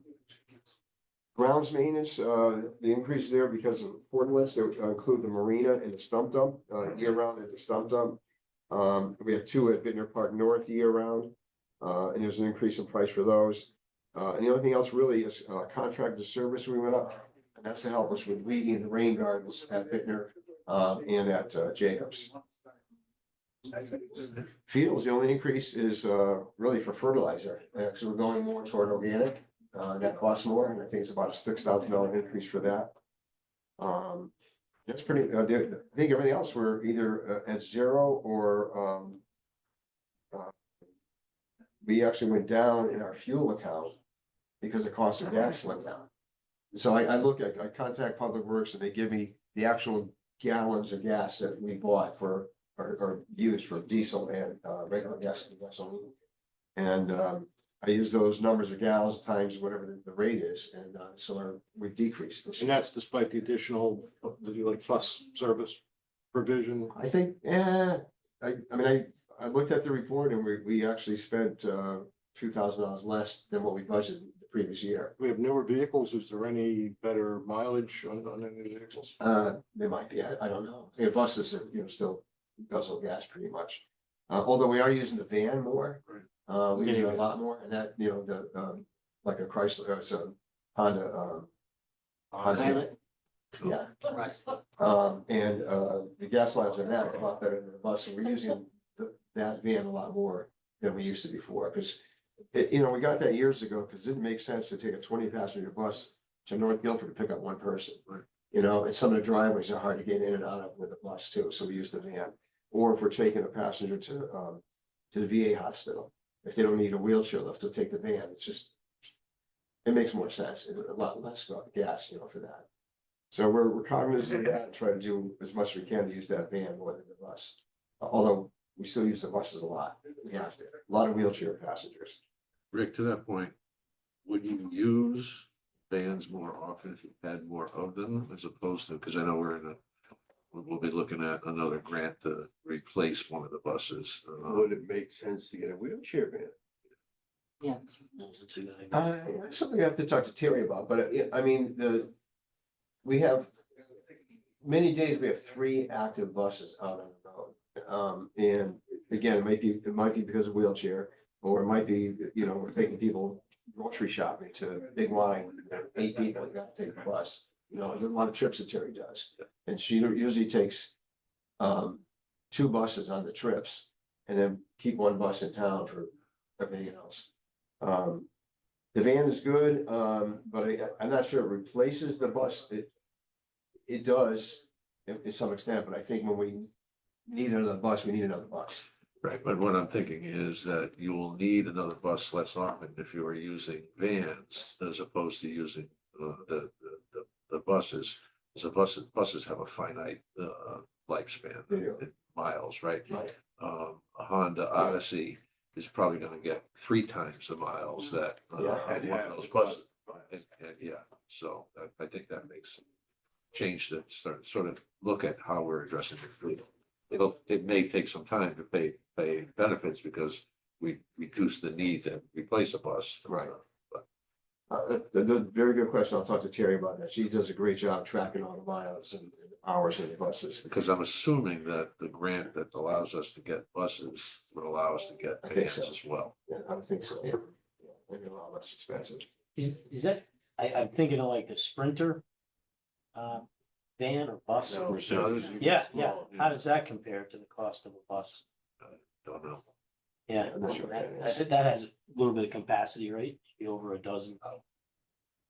Anyway, same line of thinking. Yeah, Vehicle yeah. cheaper than running the bus. One thing I'll just make a mention of is senior meals we've taken out of the budget, I think last year, and we were covering, if we had a deficit from the, program account. Right. To date, we're looking really good in senior meals. We raised the price by $1 in the last year, and commission voted to raise another 50 cents as of April 1st. And, we're targeted right now to look like we may be at a loss of around 8,000. We were at 45,000. And so by raising it $1 makes sense because we're doing about 45,000 meals. So $1 raise it in. And so, and it's still, it's still affordable. So I think we're going to $5, and then $6 when Terry has entertainment, a little bigger, like a roast beef or something. You mean you're charging extra when you and I sing? We're not getting a cut? Surcharge. We gotta get a commission. Matt, we'll come back there. So I know you- I said- it was fun. I'd pay $1 for that. Like, Bob was there. He'll tell you I no. hope we got that recorded. Say that again, say that again. The only else I'll mention, revenue we expect to be up by about 10%. Beach passes were really great last year. Boat rentals, we added more boat racks, down some more racks last year, so there's more revenue from that. Picnic pavilions were crazy busy last year. Even in room rentals, community centers up a lot, since pre-COVID years. So our numbers are good. So we're close to 10% projected increase in revenue. Where, I hate to even ask the question, but where are we with the famous shade structure? I thought that had come off the mat a little while ago. Yeah, And I don't we're see working it. toward it. Will Thompson's the architect doing the work on this, and we met with neighbors last I was week. gonna say, people will still have an opportunity to be heard. Only 2 people came. We invited all the neighbors at Seaside Ave, that whole neighborhood there. Two came. And they like it. Okay, take one, guys. They like it. That's They're great. supportive of it. We got one email from another neighbor who couldn't be there, didn't have a lot of problem with it. And I got a phone call from one who doesn't want it. But I think when they think of structure, they think of some big thing, that blocks your view. But when the neighbors who came saw that it's like sails, like wispy sort of sails that you can see through them. It's not anything that's gonna block anybody's view, really. And so, And it's seasonal anyway. It's like 3 It's- months, right? right. Max. exactly, the poles will still be there, but they'll come down. So the plan is, Lou, that over the splash pad, there are 2 kind of almost like umbrella type things over the benches there. And then over the platform, kind of where lemonade sets up his lemonade stand, that section of the platform would be the sail type things. Now, he buys a license to get that location, right? Or is it sort of like first come, first served, he's there all the time? Yeah. Yes, First come, first served. And he gives a donation. oh, okay. Yeah. That's good. But so the next step, Will is gonna, he'll fill out the application for planning and zoning, so we go there and be the public hearing for that. The goal is to have them, ready when we open up in the summer. That's right. I think this was either last year's budget or 2 budgets ago, the new stage for the green. It's ordered. I contacted we ordered it July 8th. And I contacted actually last week to find out where we are. They said that are 30 ahead of us, and it takes 2 weeks to build them. So if there's 30 ahead of us, that could be 60 weeks. From July or from now? from now. There's 30 more I have right now. We ordered in July. And so they're the only company that's making them. It's a full year away. Yeah, it looks like it. But we still have the other one. It'll be functional. Another one out. It's gotta be. Public Works just to work on it. But it's getting tired, you know, we've had it since 1996, maybe. We got our We years gotta, out. we gotta. Yeah. Trying to think if there's anything else I want to. That's it. That's it. That's it. I have one thing to add, because it wasn't in ClearGov, and it wasn't in our budget this year, but we do have the subsidy that is coming into this budget, from, Park and Rec programs. So we'll add that in. I estimate that to be about $17,000. So that'll be a one. It's already a line item in this budget. It just didn't filter through ClearGov because it wasn't, in there from last year. So whatever his increase of 168 will be reduced by 17,000 for that. Make sure It's that from gets the in. program fund formula that we worked out. Yeah. I'm just saying. Minor. Yeah. One more thing about the shade structure, as a reminder, there's a donor. The donor who gave us the money for the splash pad is giving $100,000 for the shade structure. And the max is gonna be 150,000. It may be less than that. That's Will Thompson's estimate. And he said he estimated a little bit high. So we've talked about the balance coming out of, there's a fund, I think, account or the program account that's balancing out to pay the balance of it. So, and he knows the town is committed to a portion of it, but he's gonna give $100,000. I mean, the program account, because this is right back to the citizens for Right. shades. Good use. Agreed. Rick, I know you were trying like the Dickens to close up as many things as you could before you left. Will you be available to impart some of your knowledge to your successor relative to the other capital projects that have been approved for the move forward and funded through ARPA dollars? Absolutely. I met with 3 hours on Saturday, and in 2 hours previous Saturday. You know, I've always said I want it to be a smooth transition for it to be successful. But we went through some of the projects. I gave her the 5-year capital plan. She's got the budget. Told her I would present the budget today. But she has a 5-year budget. So we talked about some like the playground, Jacobs possibly move that up a little bit. Right. It's just about the money. Yeah, I think we're gonna have to, Yeah. because we have some deadlines we have to meet with the Yeah. American Rescue Plan As long as funds, we have a purchase order out, we're covered, but which means we have to go out and Yeah. all that kind of stuff. Because there's a couple of those, Mhm. if I'm not mistaken, right? One at Bittner, one at Jacobs. Jacobs. Yeah. Yeah, Jacobs. We may need some engineering help there. I think we gotta do something, maybe raise that up or get a berm around it, because every time we get those big high tides, Washes it. it comes in, yeah, it's washing out. It's gonna be a challenge there. so Rick, when you meet with the new person, please have her call us and set an appointment with Darlene and I so we'll gladly go over all the different places there's money, like you're always asking, you know, we can talk to her about processes and that. So please have her contact us. I know she'll be busy when she starts, but you know, at some point we can meet with her. May I say something? Oh, certainly. Laura, hello. I'm sorry I couldn't sit right next to Rick today. It was my goal to be there. Can't get out of the driveway, car frozen solid, you name it. But before you all leave, I just want you to know that it is sadness that we say goodbye to Rick. I think this is your last official day, Rick? Wasn't it supposed to be yesterday? I guess.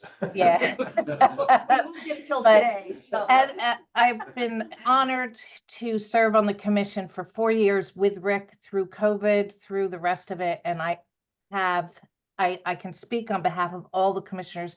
We so love Rick and we're really sad to see him go. But he has been working so hard with Pam to make the transition smooth. And he promises that if he ever gets a phone call, he will pick up his phone. So Rick, thank you so much for all you've given to this town. We just so appreciate it. And I'm sorry I couldn't be there to give you a hug today. Thanks, Laura. Thank you, Laura. Here. Yep. So Want me to do it? Yeah, your husband's here. Well, don't rub it in. I watched him back out of our driveway in his truck because he couldn't get out front ways. So I'm not brave enough.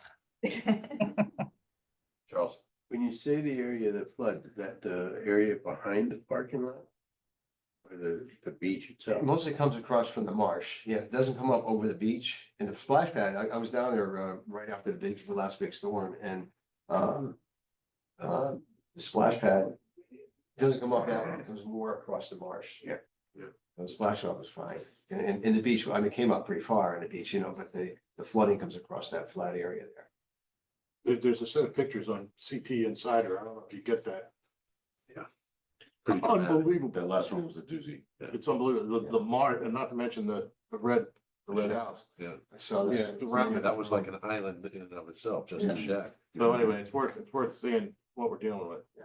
Oh, it was high tide. It was. How is the machine we bought many years ago at this point? Sand machine? Right, 'cause I know that beach is basically made out of seashells.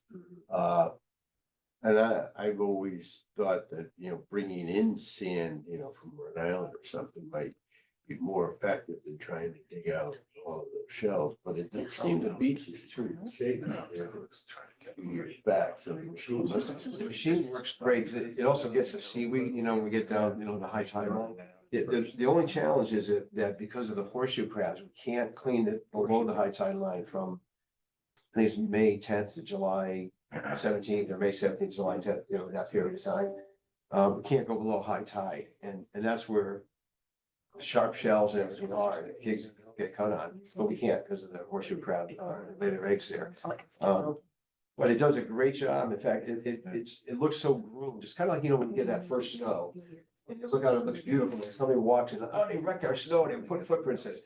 The beach is kind of like that. It looks so good after we ruin it, that you almost don't want to walk on it and leave those footprints. It It does a almost nice seems job. like the sand beyond, almost off of our property. Better. And I don't know if that's more natural, because I know that the beach is actually constructed, sea cells. Some of the storms bring in good sand. You look at it, you can see the difference. Some of it is nicer. And I'm concerned about the boat racks that are closest to the water. If you're facing the water, one way to the left. Now, you have one, you're one of those farms, but one way over to the left there, the footing is getting exposed like this. But then I've been watching it, and sometimes more sand is brought in rather than taken out. It sort of ebbs and flows, and it's still okay. And I've told Tony that if we have to, move it back about 8 feet, maybe by a few years. At some point, it's gonna be a problem. But it's okay right now. Anything further? Thank you. Good service, I Rick. got a Great. question to add. Part-time salaries went up quite a bit, and I was wondering, I just made a couple of notes. You said it was because you want a field maintainer in the summer. And you want to get another lifeguard for when they have kayaking activities? For camp. Yeah.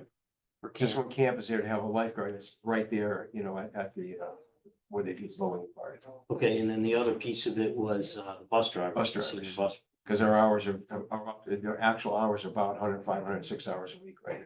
And that's full time. Oh, that's full time, sorry. And Jonathan, excuse me, there was $40,000 offset on program funds there last year, not there this year. That's really driving There's it. gonna be 17. Right, correct.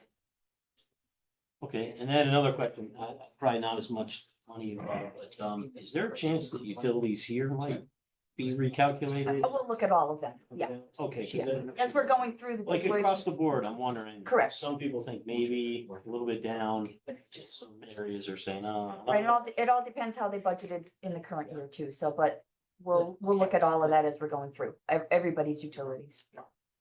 Okay, and then, of course, to just reiterate, the years of service, for as long as I remember, you've been running the community center, and it's been bringing us together. Help all my daughters tumbled around in gymnastic class at community center, so it's been a great place for the community. Your efforts won't be forgotten for many years. It's always a team, Decades. we have a good team of people that make everything happen. So about 3 years ago, George Kroll, I remember him saying to this, at this meeting that he was retiring, right? He retired. And right after it was my turn, I said, I'm retired. You don't drop your drawers. I said, your jaws. I said, I'm retired. I was tired yesterday. I'm tired again today. But this time it's freedom. With that. Get out. I feel the hook. All right, before you, I just want to make sure I heard right. There's $40,000 in offsets that is not reflected in these budget numbers. Last year. 17. Well, there was $40,000 offset in the part-time salaries that is not there at all. I don't, you would think 17, you're saying? Right, so we had budgeted an offset we were gonna pull from Park and Rec programs to, Right. as a offset to a new position, I think that originally went into. That's no longer there because we have the subsidy instead, the 2.5% for every program fee. We traded 40 for 17. Yes, But 17 every year. We need some negotiations. We can always, oh, thanks so much.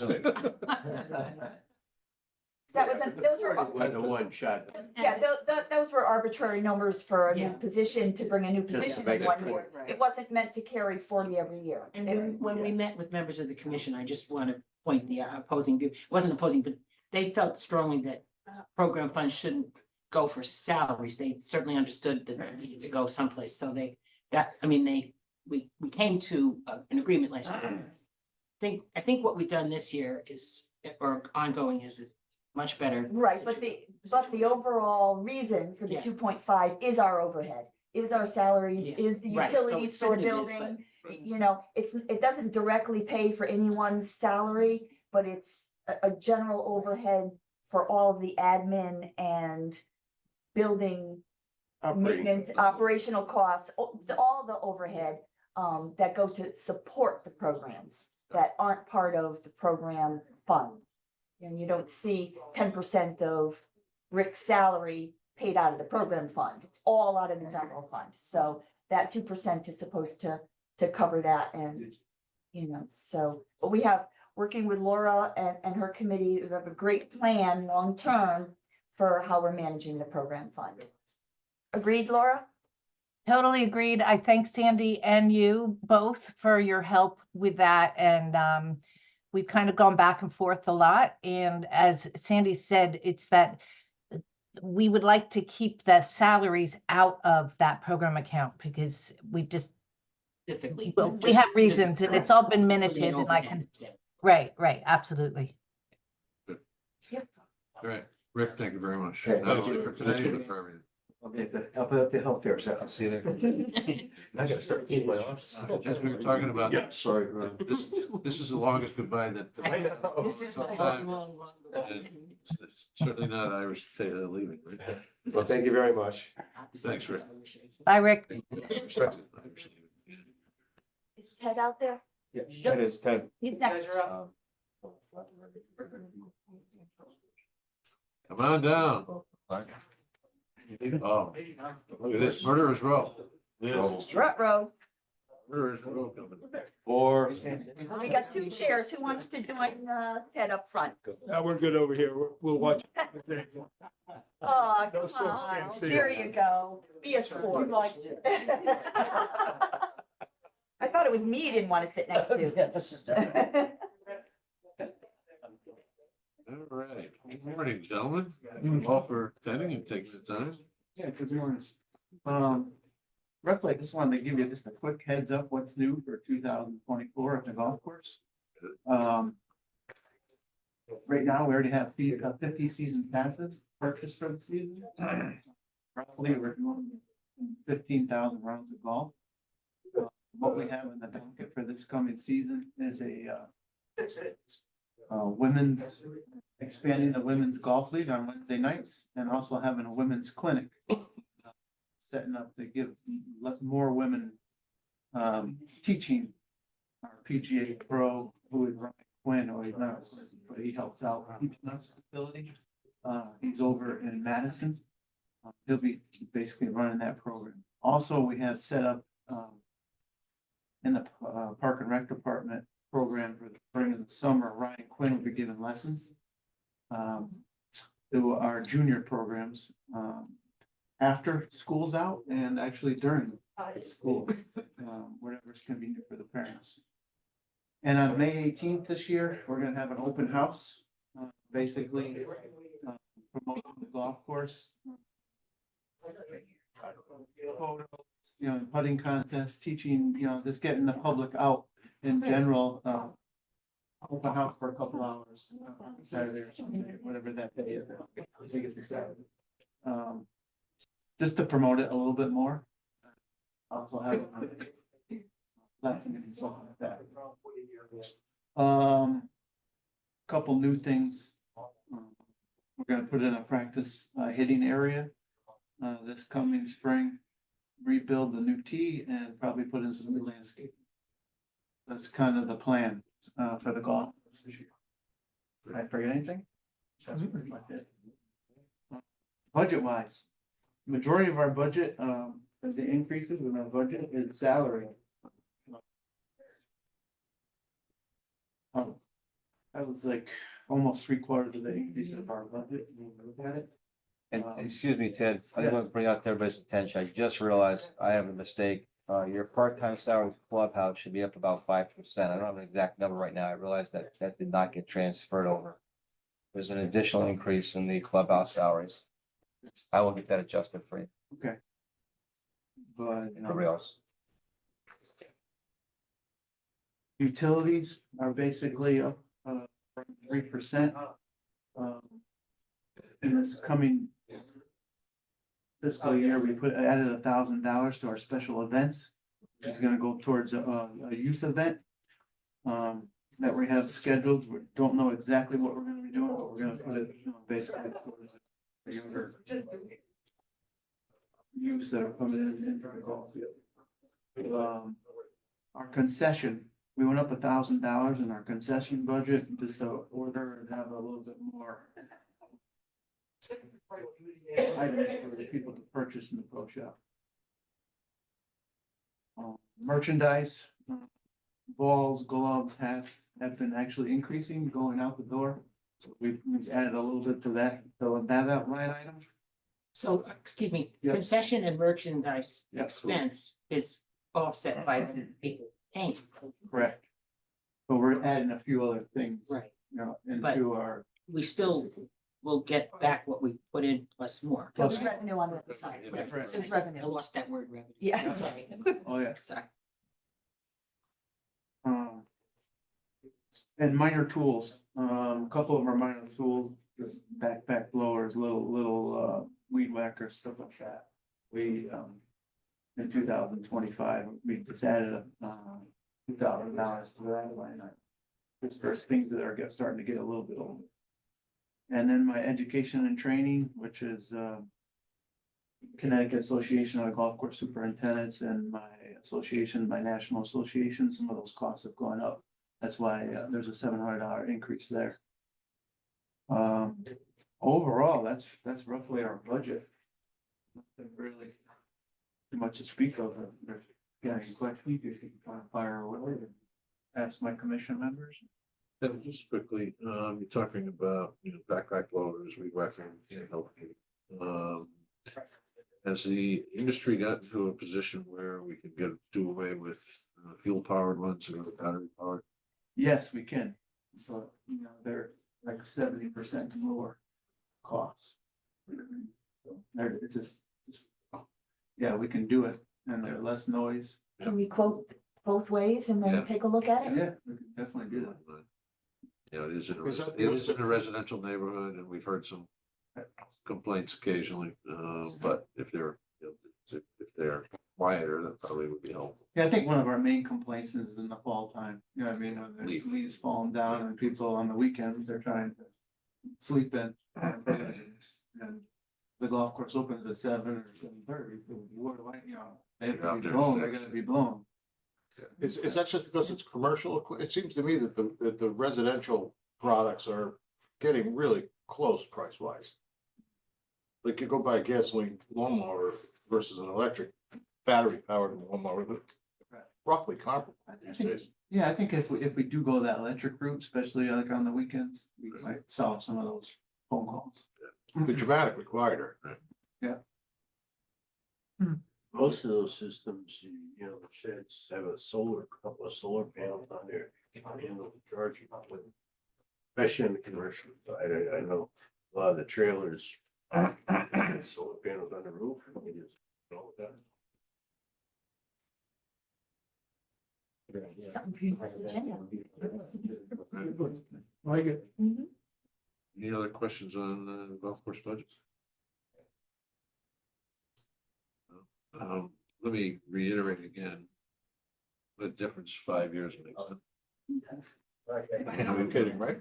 Well, when there were concerns about whether or not we should continue to operate the golf course, owing to the size of the subsidy.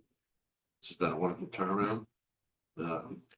It's taking advantage of a circumstance that none of us projected would be beneficial.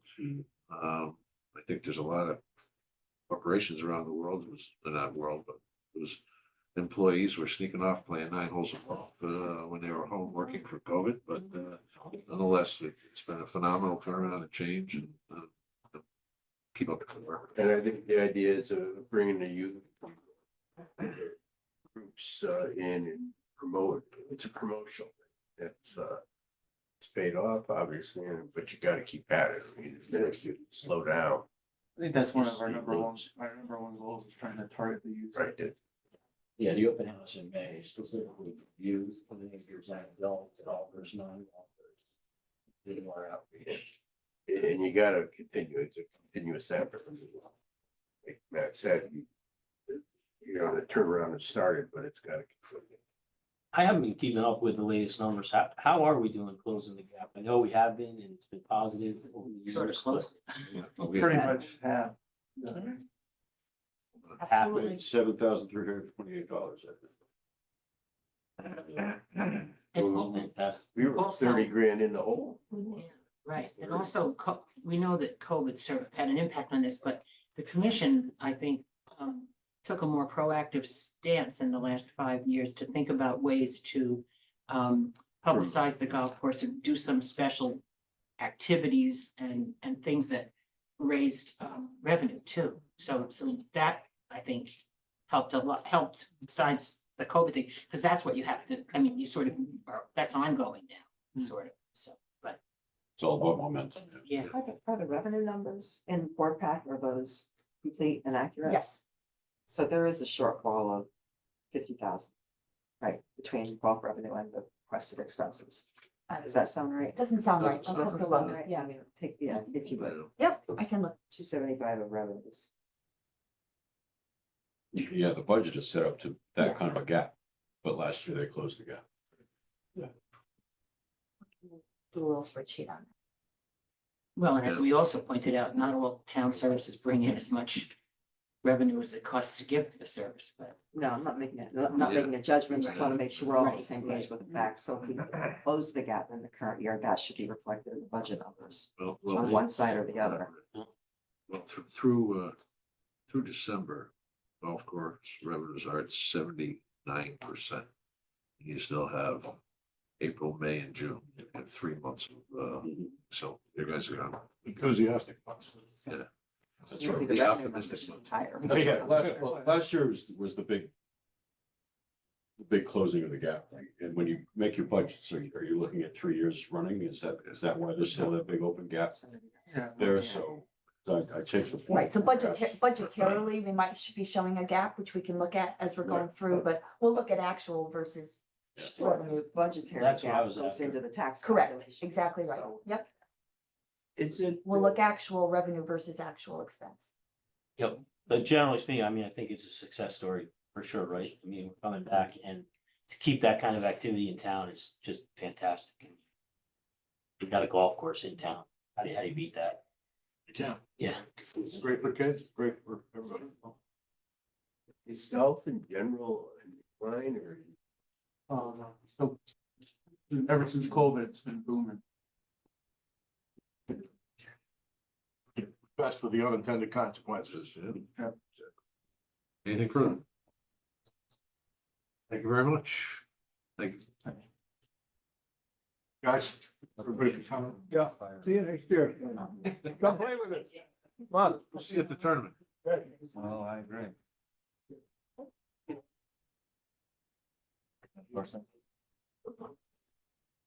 Okay. Hannah,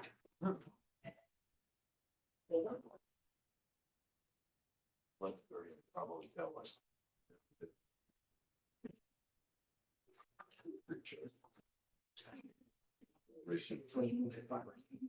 I heard that. I'm gonna show you the numbers. I believe you. Okay. Okay, I'll try to make this short and sweet. Okay.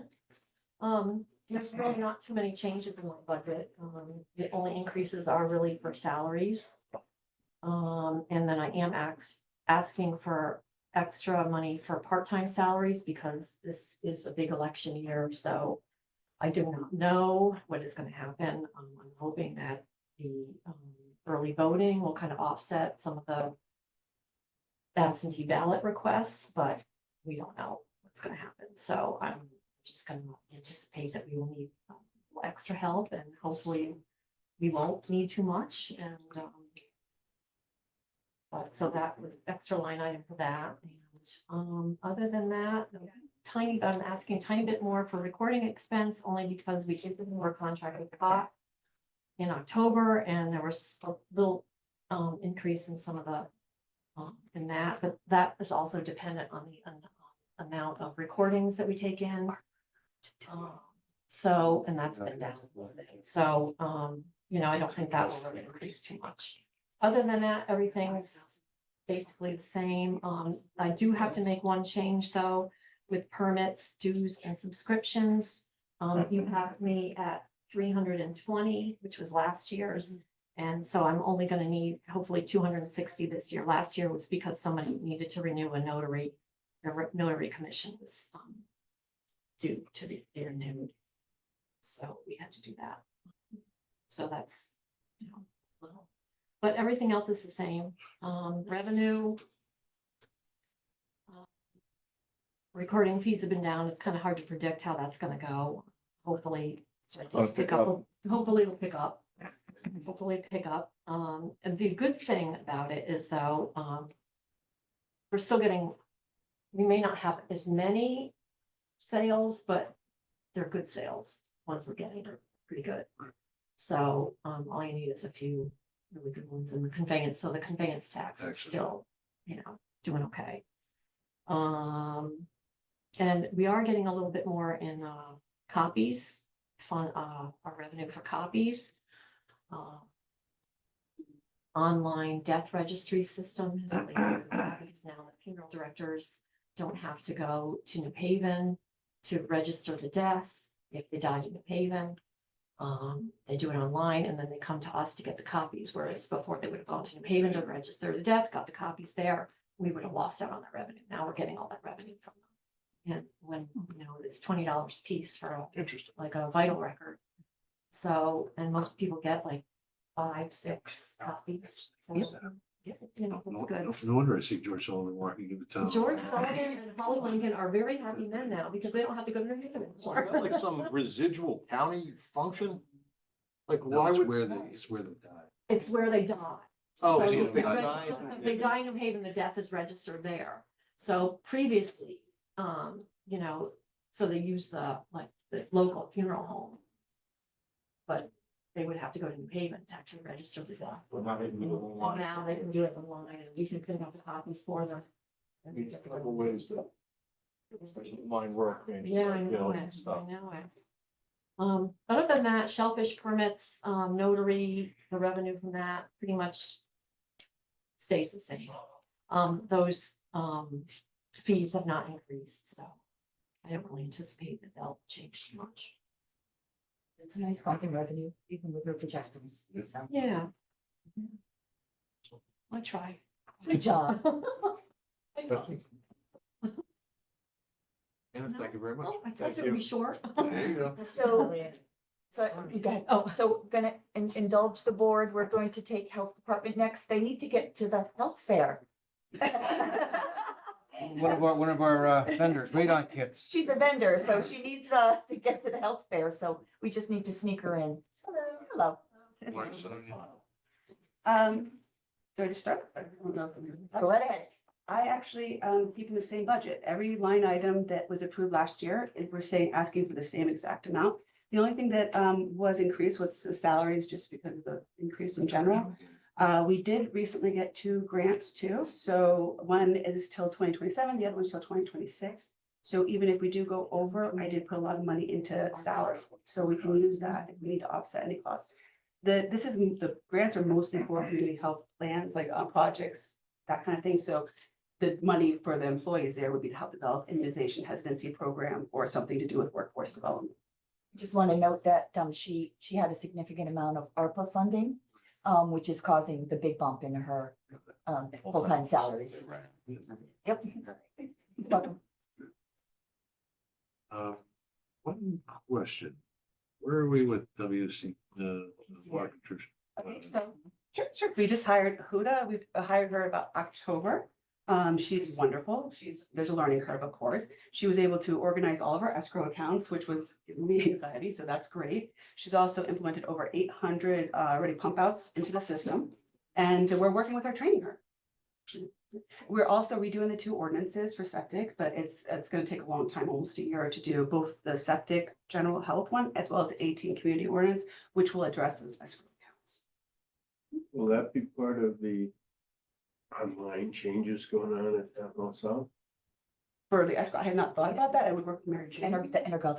The Energov, oh, the pump outs, yes. Does Energov work into Yes, that? the pump outs, yes, but as far as the escrow accounts, I have not talked to No, Mary Jane. that's not the accounts, but the pump outs could be So done now that way. will the pump outs be like an automatic thing where the contractors will be able to notify the homeowners and keep track? Go ahead. So Harmony is a system that most people use from Old Saybrook and Clinton. I've explained that to Endarka, my administrative assistant, is the one working on Energov, and she's trying to mirror that program so that the pumpers will be able to do it like they do in Harmony.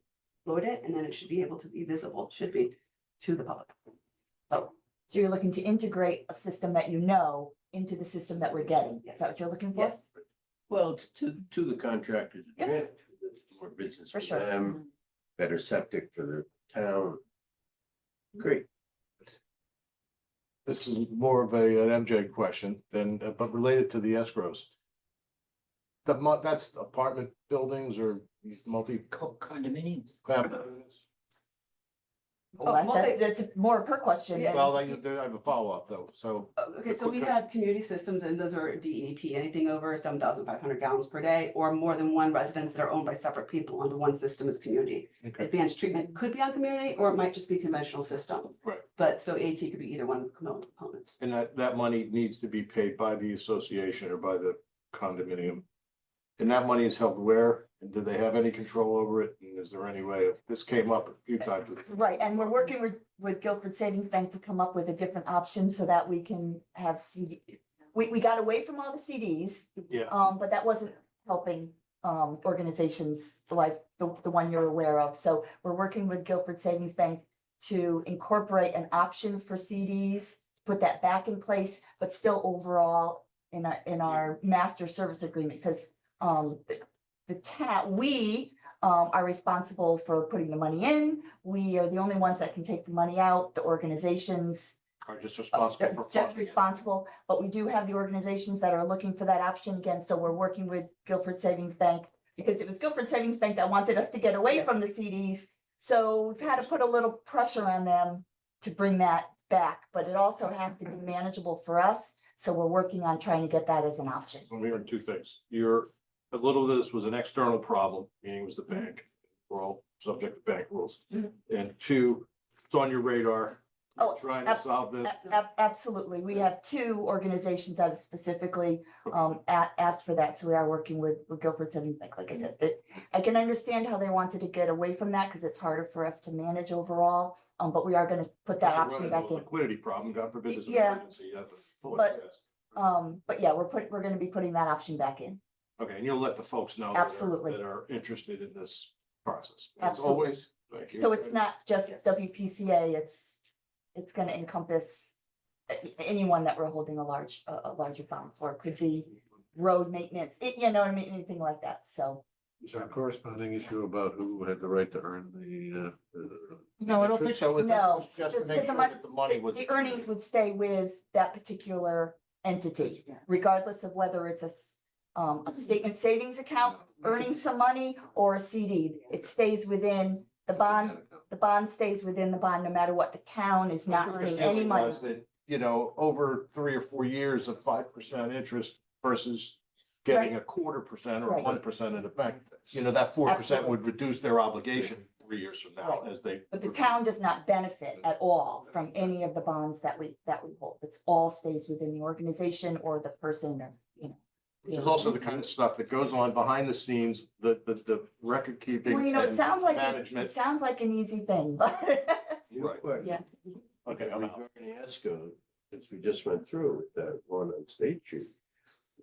What's going on with who's setting the escrows now that the cost of so many of these repairs has changed so greatly? Okay, well, so a couple things. About this time last year, we sent out reminders to the individuals with these community systems. Found that they weren't putting in what they should have been putting in. So the request was to them to have somebody assess the system, make sure it's not out malfunctioning, as well as give us a plan of action. How are you going to get to that money? Now, we also have realized with the ordinance that it's a little overwhelming to put half of the cost of a system, which could be $1 million, into an escrow account. So that's one of the things that we're working with on the ordinance, and of course, we'll work with Mary Jane on that. As far as the actual, sorry, lost my train of thought when I looked over here, escrow accounts. They have to continuously be added to. So we're still working on that, as well as giving, we should be giving them quarterly statements, which is all these things that we're working with Huda, who just came in October. So that will be the intention. And these accounts are fairly low, so they need to bring them up. Well, I know who ends up being responsible when it's a town organization. Who would end up being responsible if one of those failed and they didn't have enough money, but yet the system had to be fixed? It would have to go into the town. But there's all these things that you can leave properties as well. It's just not an We would automatic work to thing. be getting the money back, but we might have to foot the bill first. Yes. And just so you know, like if it were to fail, like it's hardly ever just the whole system fails. It would be one component. So that's why it's not in a dire need. So like usually it's a tank that may need to be replaced or some piping. The likelihood of an entire system going dysfunctioning, it would not. I've never seen it happen. No, but I could see where potentially a liability does exist. And the liability is larger than you think, because when somebody goes out and says, cease and desist on, use of your system, people can't live there. And the town's on the hook for, potentially What I'm finding a thinking place for about them to is step. when you got some apartment buildings coming in line that are in excess of 100 tenants, are going to have these systems. I mean, if they don't have sewers in the town. So you start putting in systems to service 50 or 100 units. That's a potential liability that we have got to be aware of. Absolutely. That's one of the reasons why Sonia has asked to work with Pete to tighten up the ordinance All right. and put some teeth in it. Okay. Correct. And one of the housing associations keeps bugging me about that, saying they have no access to the money, no say over how it's invested or being used or whatever else. They don't. That's correct. I believe that's what Lou and Yeah, Mary Jane were talking They about. don't, Yes. yeah, they don't We accept, may be hearing from the same person. they don't accept that. They don't accept that very well. We'll get that working. We'll pass on the good efforts. We'll get that up and running quickly. That'll be a priority. Just the lead person that's doing water pollution, that's a full-time position, right? It is not. It is 22 hours. Oh, Is she gonna be able to, is it, I don't know. so Is the person gonna be able to, do everything we need in 22 hours? So that's a great question. Part of what we had approved last year was that my sanitarians have an increase of 5 hours as well. So they're gonna be helping as well as this person is 22 hours. So it's not just 22 hours, it's probably another 15 hours on top of that from the other employees. There's a big learning curve too. I can't tell you what's gonna happen when we meet with DEP. I do know that we're gonna have to update our restorative facility plan at some point, but that could be a couple of years down the line. Right now, the one thing that I know because of working in these areas, so like Brook Clinton, is keep them at bay with data. So that is what I've done in other towns and which I'm pretty much planning to help you guys with. At that point though, then it's a whole we'd probably come to you. We have to go to QBS process, qualified base selection process to get an engineering firm. That's a whole big ask that I'm not putting on the table at all right now. But yes. That's a little bit bigger. Yes. In the closet. Okay, good. Thanks, sir. Thank you very much. Need the fair. Registrars. Thanks, Tom. Thank you very much. No, please.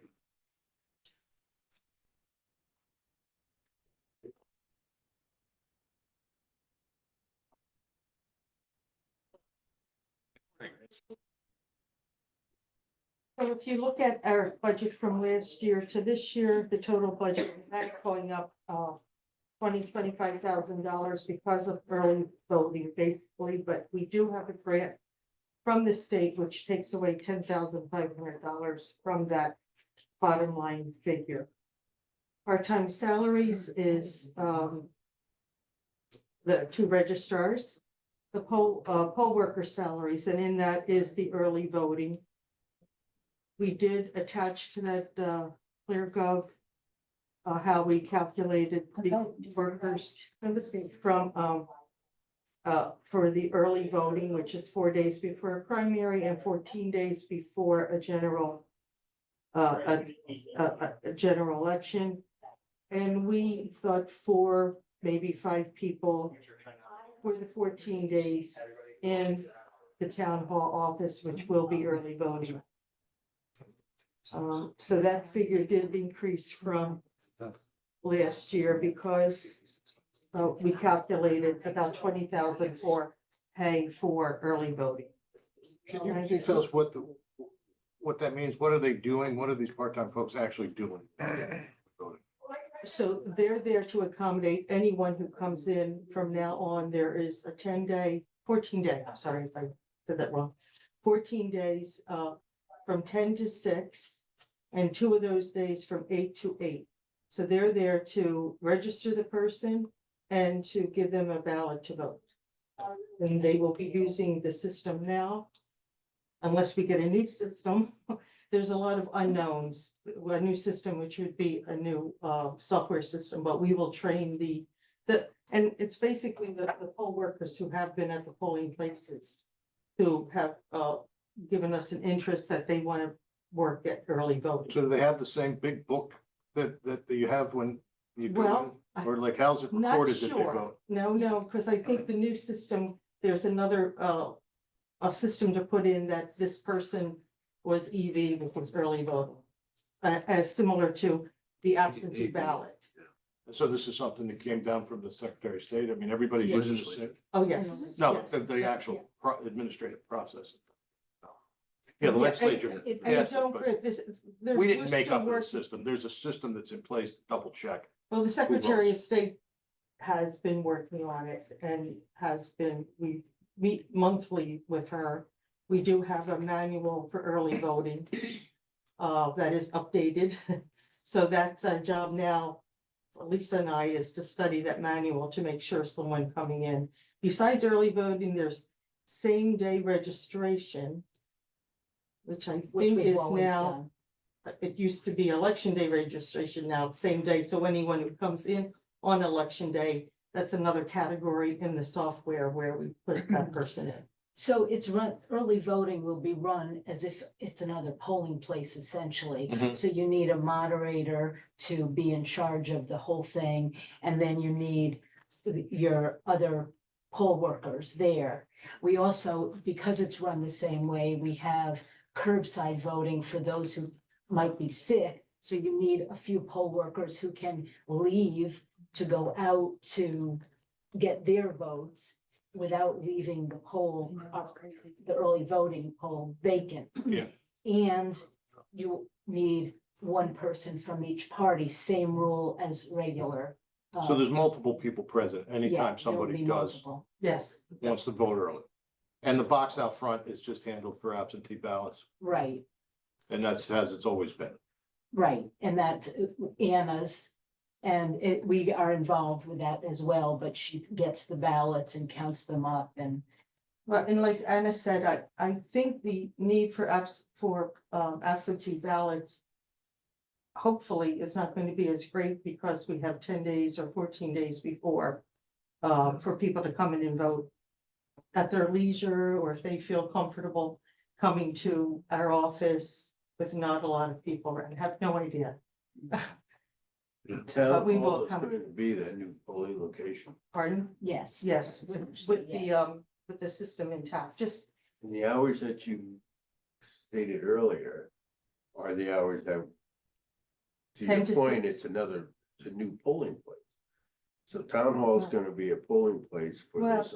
you know, they don't use that word polling place. It is gonna be an early voting place. Okay. Conceptually, it is, but It For those hours that you had said earlier. 10 to 6 for 14 days, but 2 of those days are going to be 8 AM Is to that 8 going to PM. change any need for opening town hall Absolutely. and all of that Yes, it stuff does. too? Well, that's gotta be manned. Yep. Also. We're talking. And Well, it's sort of like It's having not a the meeting in weekend the days, is building. it? Yes. Someone's gotta Yeah. lock something. Well, I'm thinking of security for the rest of the building and stuff. I mean, it's.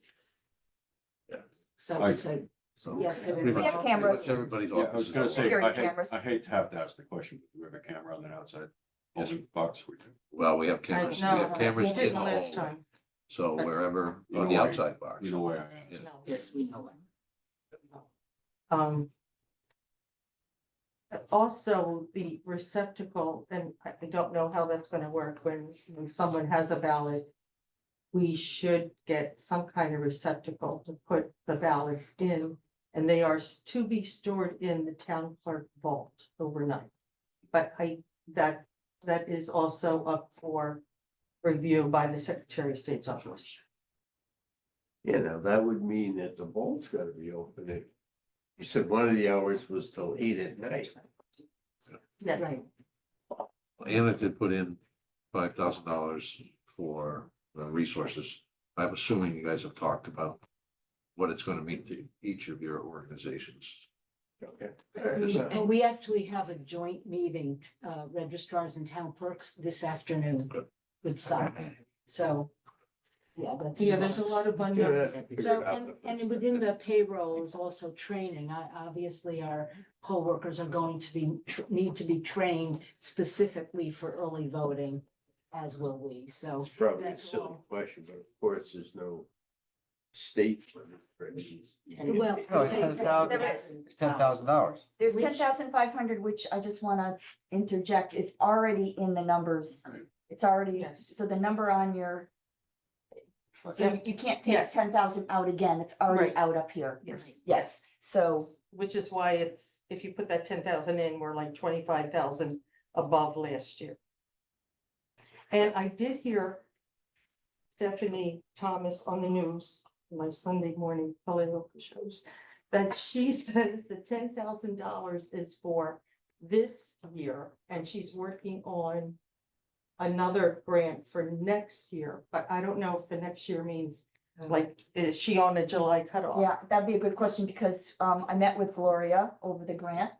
And we decided the grant money would be coming in, but we decided to take all 100% of that funding and apply it to the presidential election. So that all the money would be coming in and spent in one fiscal year, not using a little bit now and then, so that's why the full 10,005 is applied to this budget 25, because we chose to just use it all at one time to make it easier for reporting and. So in this case, you Fiscal just years. reduce the expenditure rather Correct. than add it as revenue? Correct. Yeah. Yeah, That's what I said. put it in as an offset, like other And if, grants. and if another 10,500 shows up for the November.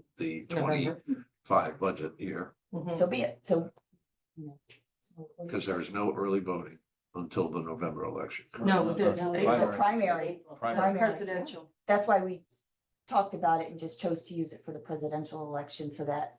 So we'll get a people have- practice run Yep. for the, Yes. for the primary. And that's just 4 days. Primary is a practice, Right, yes. 4 days instead. And not to diminish the significance of a primary, but Yes. we'll have an opportunity to see how it works. For a lower Yeah, amount. 4 days for primary and 14 and. Laura, you said a lot of these rules are still in flux. When I'm you- sorry, what? You said a lot of these rules are still being determined. Well, right now, it's, 14 days and 4 days. The rules is, where do we put the ballot? Are we getting new scanners? When are we getting new software, which she did say in the summer, so we're gonna be really crazed.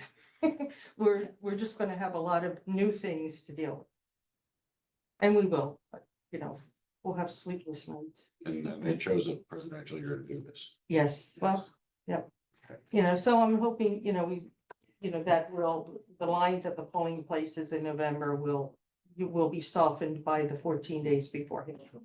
And So, which is why we do have like 4 or 5 people at the early voting station. and we hope that COVID remains at bay. That we're, How often, if at all, will you post early balloting results?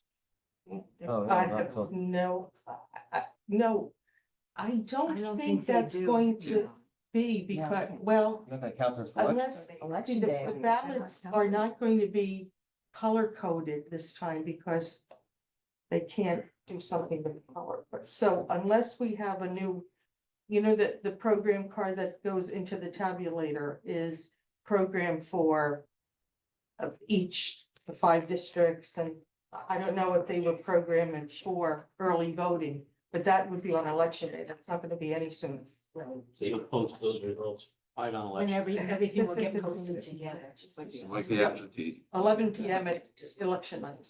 And the universe of people that'll have access to that information is 2, plus maybe some people at the We have. clerk's office. You mean what, for the I mean, there's- results? Yeah, there's early results. They're gonna go into some secure location and not be available. No, it's just gonna be, In the as we machine. do it all the time. Are they gonna be run through the machine Yes, beforehand? yes, the registrars will run it through the whatever scanner we have, and it'll come out, the results we'll have, and we'll put it downstairs like we usually do and display it as we have it. No one will know ahead of time. So just like someone said, just like absentee voting. So that was a given that they said, results will be on election day, not before, even with the early voting.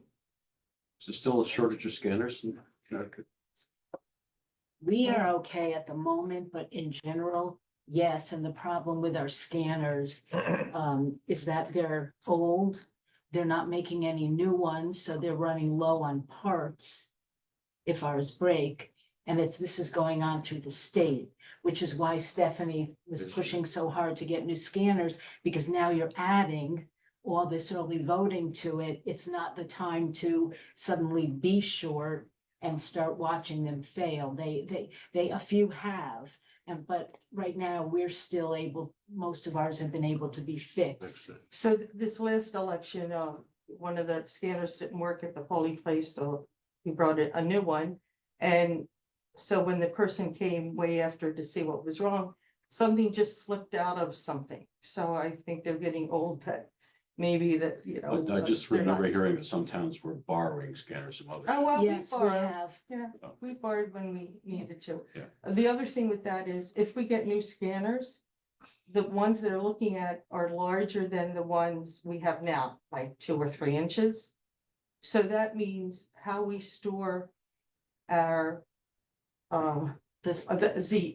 what the scanner will be on top of is bigger. And so we have blue metal bins at each polling location that store the ballot boxes. That means we might have to need brand new bins.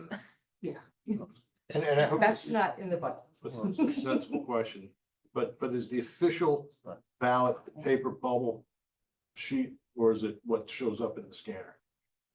Like, what's the official ballot? It will look like just what you used all the time. Yeah, the bubble sheet. But like, let's say, like you said, you needed to borrow a scanner, or a scanner didn't work one day. I mean, presumably if some people found out because they stuck some ballots in and then things stopped working, do those get rescanned? Yeah, Yeah. it depends. They go into there's an auxiliary bin. And then at the end of the night, the poll workers can try to refeed them, or they're hand counted. And we have memory cards in each scanner. So if that happens, and if it's the scanner's fault or the memory card, we have 4 memory cards per each scanner that we will reinsert all those ballots with people around us. So does the scanner have to be powered up 15 days? If you turn it off, does it lose? I think it stays on for 5 or 6 hours, but we do have battery backup. I don't know what But it these new goes- scanners will be. But, you know, they'll be plugged in here unless town hall, loses power. And Tuesdays when generator Generator kicks redoes, in, yeah. every Tuesday Always night at Tuesday. 8 o'clock. And let me throw one other little wrinkle into this. Have you made any progress with the Secretary of State's office relative to how long the machines have to be locked up after our referendum? After the early, I mean. The machines? Yeah, They That- always has that's- to be locked up. Well, right, that's but we have, because we have a of the little, presidential conflict and with the the- presidential primary. Oh, and that's- And our budget referendum. Yes. So we only need, and I'm hoping the presidential isn't. a lot of- And we could, you know, only, if we only use one, then that one, there'll be 5 and we have 12. So then we could use and borrow more for the next one. Okay. And then those that we actually use will be locked up for Locked 2 up. weeks. Gotcha. I think we're getting into micromanagement at this point. This is. Well, So interesting. Yeah. But it's worrying about the dates. One word. But that has happened Yes. Yeah. before, and that So- is when we borrow from other towns. So we have the presidential primary and the town meeting on the same night. Right. That's another issue. Oh, okay, so the rest, so. Basically, everything is the same. I don't think any, we have calculated the new minimum wage of $15.69. Primary, or 2 primaries. And those figures for the referendum, that is not salary, that is food, that is ballots. And we expect that we'll need more ballots, and obviously we have more poll workers and the cost goes up, so our food goes up. Those are really besides our salaries and the training, which is in that salary figure, the number of ballots that we need and the cost of them and the food, those are the 2 things that we expect to have risen.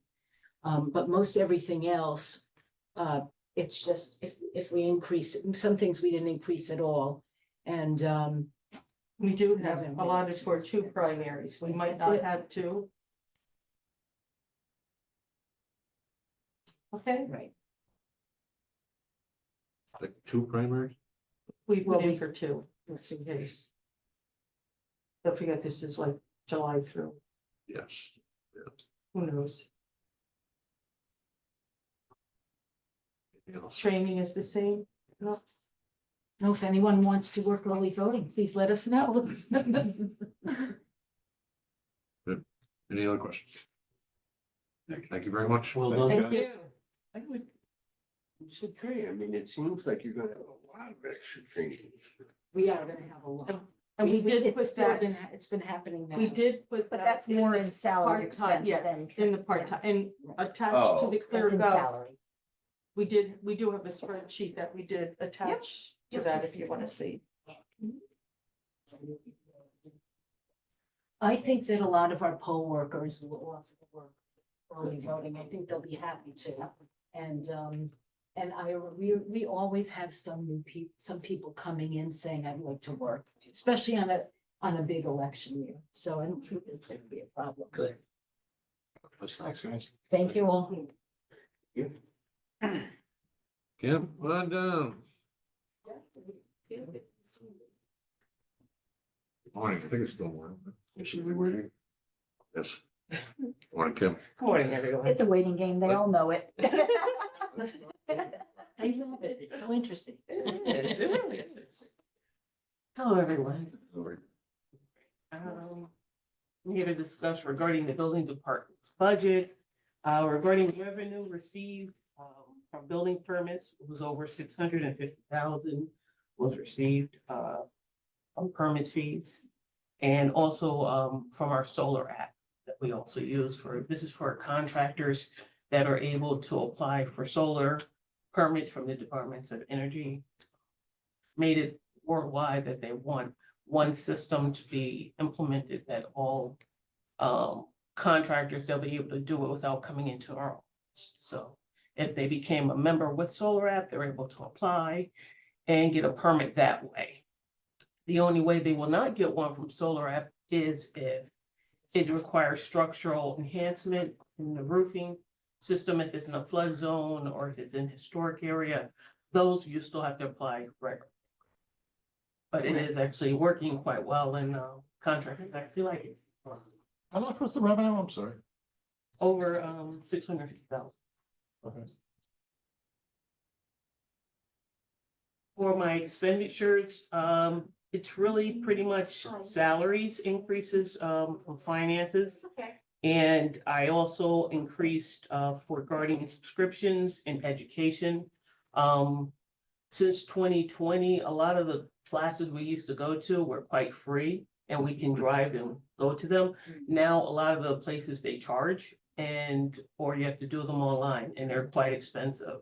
So because of the subscriptions, and also now I have a permit tech who also have to take for classes and also have dues and all.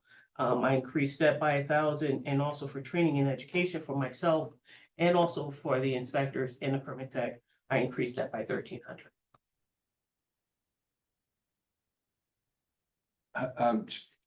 Solar, how do you see the demand for solar? Is it It's going, it's increasing? It's increasing. It's not yes. leveling off, it's increasing. No, it's not leveling off. I thought it was gonna level off probably like 2 years ago. I thought it was getting a little stale a bit. Yeah. And I was speaking to some of the solar contractors. One of the main ones is Trinity. It's a quite one that's out there. And he thought it was getting really slim, then all of a sudden, boom, it just took off again. And I don't see it slowing down anytime soon. And it's these new programs being advertised, put a house in the solar on your roof for free. So the economy between whether you own it or whether you lease it, and it's done the other way. The key word on those commercials is your net cost. Yeah. Is free. Because I listen to those commercials over and over again, but so there's also a lot of contractors that are like sort of out there beating the bushes. I mean, there's a lot of competition. There's a in this lot. field. A lot of them used to be in Connecticut that we used to get our permits from, but now we're getting a lot of them from New Jersey and New York. So we're getting a lot of outside and Wow. 1 or 2 from Massachusetts. So it's not just Connecticut that we're getting. When you say a lot, what are we talking about? How many permits per year you think we're doing or per month? Oh, well, I just ran a report for someone that had asked for FOI regarding it. We're probably, I would say at least, for solar app, since we had it implemented, it's been a good year. It's been about 30 projects for that. That's online. For us in building, we probably get at least, I want to say 3 a week for solar, 2 or 3 a week for solar. People installing solar on one of the roofs. On one of their roofs, either their home or their Garage. or the garage. Does anybody in town have any, well, like Bishop's, for instance, has the fields. Is there any project placement of those? Can you do that in your yard? That will have to go through zoning. So you get that approval first before they come to building for that. Well, that was a nice dodgeball. I want to see that question.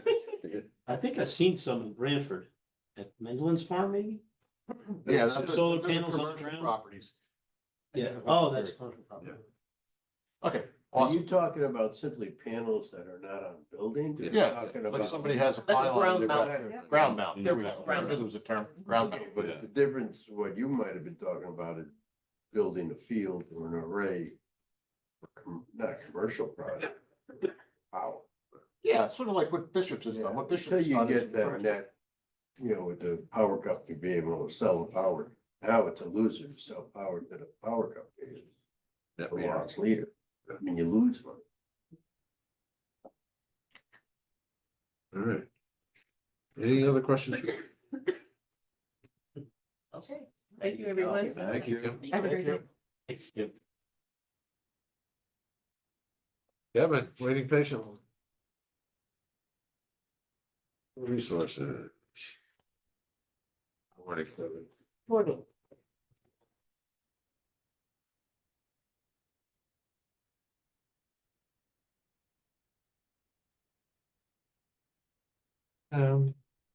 The natural resources budget, nothing really new or added to it, pretty much line item increases. Salaries are pretty much contractual. So those increases are all due to contractual agreements there.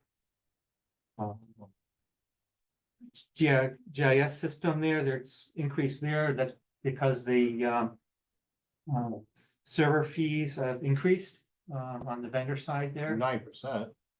That's a pretty big bump. That's just year over year. They're like, we're gonna just charge them more. There's actually this year seems to be a boom. We got it on our local side as a desktop user. And also the vendor, they got hit hard on their end there for about 78% increases on their side on the vendor end there. So that's all reflected due to the increases on their vendor side there. Kevin, quick question. Yesterday, the IT budget, Tony talked about ArcGIS. Yep. And it's a pretty substantial number as well. So we're gonna be running parallel systems, or how do they interact? Well, ArcGIS that Tony has is our desktop versions that we have within our office. Right. These two fees here are our online services there. So we have a public viewing one, Right. which is $37.95. Got it. And then we have an in-house viewer, which is the 3,000 there. The in-house viewer has more parts to it, which the public doesn't see. Okay. Goes more detail over stormwater systems and other restricted layers. Okay. Do they charge you as you make changes, or is that part of this fee? That's part of the fee is there's a yearly, like beginning of each year, there's a fee for making updates to it, which is built into it. That's So already if we built in. need, There's no additional fee on top of that. right, but if it's a mid-year change after that, and they made updates, and now like somebody sees something now that we need to make an update in terms of layers and other things that need to be within the software, there's a fee for that. And then the parcel updates, which is our quarterly, we've been doing bi-yearly updates. We're trying to still get into a mode where we do quarterly updates of our mapping, which is all the property line changes there. With the increased use of GIS within the departments there. Waiting for a year to do line changes really gets confusing to a lot of staff members where they pop up an address and that piece is not really visible because it's part of a subdivision and it's not showing it, so. Doing those more frequently to catch those changes there. On-call services hasn't changed, and the other two items there within GIS haven't changed. So the major one really is the service fees that went up industry-wide due to ISRI, which is the main vendor for all these GIS licenses there. Advertising, that's for the legal notices for the Inland Wetlands Commission meeting. Contracted services, this is the consultant that we have to help manage Lake Quantapug. Slight increase in that line item due to service fees increase with that in terms of doing sampling of the lake and stuff, so lab fees and stuff.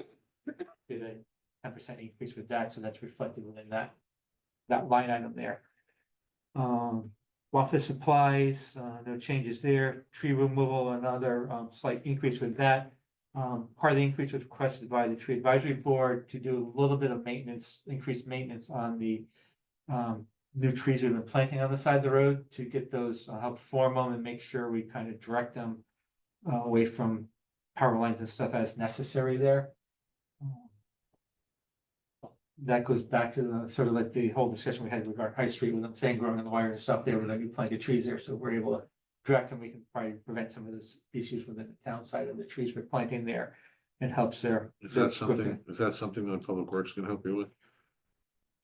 Public Works is not qualified to work close near the wires. When you say close, Within 10 feet. within 10. Yeah.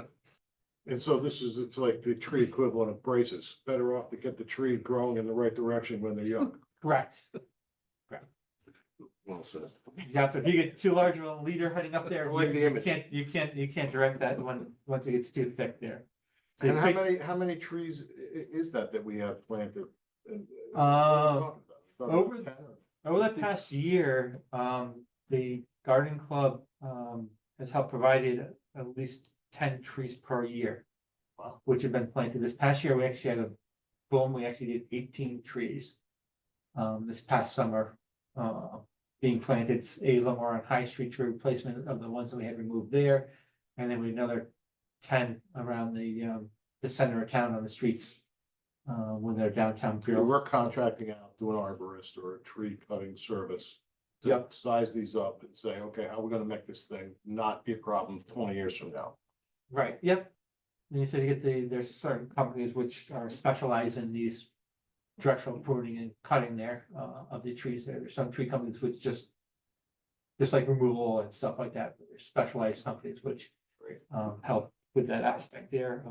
And with that there, we keep eyes open because every now and then there's, different grants issued for this type of work. So we'll be keeping our eye out for, supplemental funds for that.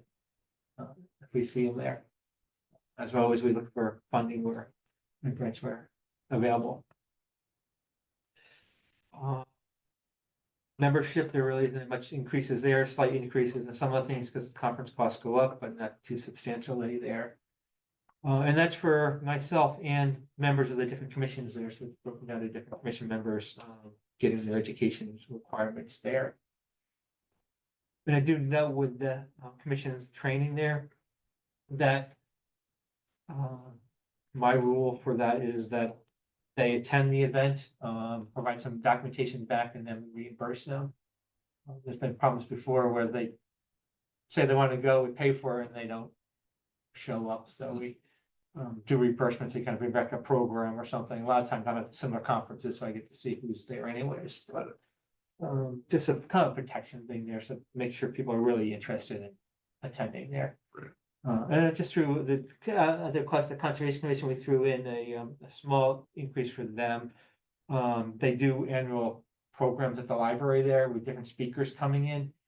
We try to use volunteers where we're able to. A lot of like state agencies are provide staff members, which is part of their job duties, come out and do presentations. They've been finding some of the topics they want. There isn't a speaker available within that system there. So they asked that we kind of throw a little bit of money in the budget for a guest speaker for a program there. These are helped, sponsored also, the library's very kind to letting us use their facility, and they're advertising as co-sponsors for getting the word out for these things. We get about, at the meeting, we have about 50 to 70 people in there, which is about the capacity of room there, so it's one speaker at 500, you're probably looking at about $10 a person. Be there. Vehicle maintenance, there's no change there, and then open space management, stewardship, there's no change, and our revenue predicted is $12,000. We don't get too much revenue for the wetlands permits, but we've actually been creeping up there in the past couple of years there. So Kevin, just remind me, open space stewardship, because it's fluctuated over the past several years. 2,500 and then went to 5,000 and 2,800, and year to date, you've got about 600 out of your. spending wise there. Yeah. That's for maintenance of the trails and stuff, so sometimes there might not even be need of new kiosks or something like that, or improvement to parking areas, and trails, so you never know what boardwalks are breaking and what they need. I mean, the cost of lumber, we did some repairs recently, and you're looking at a 2x10 by 12 is $50-$60 for the board there. So these things do add up quickly if we do have to do some. Does the training, the other day when we were getting that report about the new requirement, land use training? That is on the zoning side. Yeah, and the wetlands, we offer courses to them, but they're not. Not yet legislated. Right. Not mandatory. The other thing with wetlands is that the agent has to attend It's only certain about training time. every year. But not the boards and commission. No, That was land use. It's, specific to zoning and zoning board of appeals. It's Okay. largely related to the affordable housing issue, statewide affordable housing issue. Kevin, I got We're a back. question for you, and I think I already know the answer, but I'm sort of not in a good mood about software and software support, not only because the town is seeing such increases, but even at where I work, we just had a vendor triple our cost for support. But, I look at software where I work in, I look at how entangled we are in it and if there's options to get away from it. But I think GIS, there's no real option to get away from that, like the whole state's using it. you did I us. think you contribute to it if you remember. All this stuff on the state side is based off of our base that we set, and then we provide that to the state there. So our assessor's records, all that we input there, and that gets passed out through the Freedom of Information, all these agencies then attach on to our base that we provide out there. This is one of those systems, we're just married to this, right? We're married to it. Yep. Oh, competitor Yep. will come Yep. up and say, here you go. Yep, I mean, I had a vendor, and I said not to go with this year, I had a vendor trying to sell me aerial photography, which they update twice a year in the subscription thing for $7,000 a year. I figured we had enough increases and stuff in the budget right now, it's not a time for that. Like, there's big expenses out there, which I could even dive in further, but I've been trying to keep things at a constant here. And then, the 10% is not that palatable to begin with, and how long has that been going on? And Right. paying 10 years ago. I mean, we haven't had any major increases in those line items over the past 10 years until this past year. In terms of GIS has been steady. in for terms 10 of years. those license fees there. Okay. Correct. This is the first big jump that they had within our 10 years. All right, maybe it Within was a that little line item there, overdue. so- I mean, the vendors cost. So I a lot think too. it's a catch up. All On their parts there. Anything else? Okay, thanks. Thank you. Thank you, Kevin. Rain is the same. Tree. Nice. No. Family trees also, Right, but. family tree, part of through all. Got it. All right. Thank you. Just go. So January 31st, we have scheduled your next budget meeting. I'm not sure. Okay, because I never got that. I mean, so I'm not sure if Figure Tracy has solidified those, but that's, if you look on the plan, see, I never. got- January Yeah, 31st. correct. So we just gotta get Tracy to actually schedule. So it's Yes. a morning meeting on the And 31st, that's what I have, that's to, like 8:30 to 12:30 or something? that's the date, that and February 2nd. and- Friday. Yeah, and then February 5th, which is your, I believe, regular meeting. Or regular. Yeah. So January 31, February 2nd, February 5th. Okay. So I'm usually on this, but I kind of. No, that's okay, we didn't see this. Okay. Yeah. How are you? I'm well. First time through, so hit me with any questions. I'm sure I'm exceeding my authority here somewhere. Just a little bit about where we are in the department right now. We are still just me. I do have a consultant on board for 20 hours a week helping me with CEO issues. But my admin's still out on leave. We are advertising for the CEO position. Hoping to find somebody qualified, but it's slim pickings. So the salaries may change due to what we need to negotiate to get somebody qualified in that position. As well, my intuition tells me that my admin will, at this point, probably most likely resign, so I will probably need to be replacing her in the near future. So the salary line item may adjust.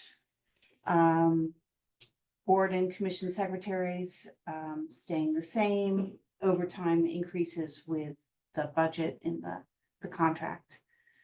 I'm gonna skip over travel and get back to that. I go to purchased other services, because this is new. With the adoption of the brand new zoning ordinance, we are finding on a daily basis errors in the new ordinance that will then need to be fixed and submitted to the Planning and Zoning Commission as text amendments. This is very detailed, very technical work. And what I'm proposing here is to keep Len Chalder on board, who's the gentleman who helped us write the new zoning ordinance, to help with that effort, because it has to be noticed in a very particular way. And as you can imagine, in a 347-page document, as you change items, you have to be very deliberate about those changes over time. So the 39,000 is, and maybe this is in the wrong place, I don't know, MG. I'm already on it, yeah. That is essentially 20 hours a month for another year. He's already helping me now at about that rate, so not sure if that doesn't belong somewhere else in the budget. Yeah, we have I'll just say that we have a significant amount of money in fund balance reserved for planning. Yep. For a lot of things which we could probably use this for, so, Absolutely. we would have an offset to this, if nothing else, from money that we already have set aside. That'll be a decision that the board will make as we deliberate, but I've already made that note. You say lots of corrections. Yes. What kind of numbers are we talking? It depends on how you count, I guess. Well, do it You know- how you count. Well, I already have 10 that he's working on now, 10 separate, essentially chunks of issues, so. But I find them every day as I go through the ordinance, so whether, I don't know, some Okay, of are we these, talking typos or are we talking fundamental changes to the code? some are areas that, the new ordinance contradicts itself, so it's a cleanup, it's a judgment, which. I go to the Planning and Zoning Commission and say, which way do you want to go on this item? You have two items here that contradict each other. Others I think are unintentional overreach in terms of the authority of the commission that I'm suggesting changes to. Well, the struggle I have then, yep, from what you're mhm. saying, is the same struggle I have with other areas where we hire experts to do a job. Then we find out they didn't do their job quite as well as I might have expected. Mhm. Do we have any clawback on any, you'd be possible to be able to answer this, but. I think with a document that is as complicated as the zoning ordinance is, which cross-references itself in any number of areas. I think, and because this was a global rewrite, I think it's a natural part of the process that there would be cleanup afterward. I do get the sense from the commission that there are a number of items that I'm bringing up with them that were unintentional. But I, not having been part of the process, I can't tell you whether it was unintentional because it was copied wrong from something else or boilerplate was used and not discussed. Well, I understand, and you're in a difficult situation, because you weren't part of the process, but the expert we hired was. And I don't know, I mean, when I hire an expert, that's why I hire him, so those things aren't done or are done. I guess, either way you look at that. My concern is $39,000 to fix his error. That's the way I'm looking at it. Yeah, it may not have been his error, it may have been the commission's error in just not Well, I know, but the understanding. commission hired an expert to Mhm. guide them. Yeah, So I don't, yes, the commission might have made an error in hiring them. I'll give you that. But to pay $39,000 for him to fix Well, I would say too, if I may interject, that part of this is I'm hiring him because I don't have any capacity right now, because I'm doing two, you And know, I almost understand, three and jobs. this is not a, you know, it's just a struggle I've had. Yeah. When we've hired engineers to build buildings and they build it backwards, it just drives me crazy. Right, I understood. And this is not an indictment on anybody, but the commission is a volunteer board. And the number of hours that That's why they hire an they expert. they would have spent in reviewing the materials that Glenn presented to them for them to make choices on, because they had a hand in some of this. It might have been an overwhelming task at times for the commission members. But your point is very well taken. Hire an expert, you expect the expert to direct the process to the degree that it would not have those conflicts in it. I mean, you wouldn't think in writing a document, you know, like when you build a building, sometimes we hire, you know, that third party to oversee what's going on. And you wouldn't think you would have to do that in this thing. And, you know, I'm sure 99% of what got done was okay. But $39,000 to fix things that you created,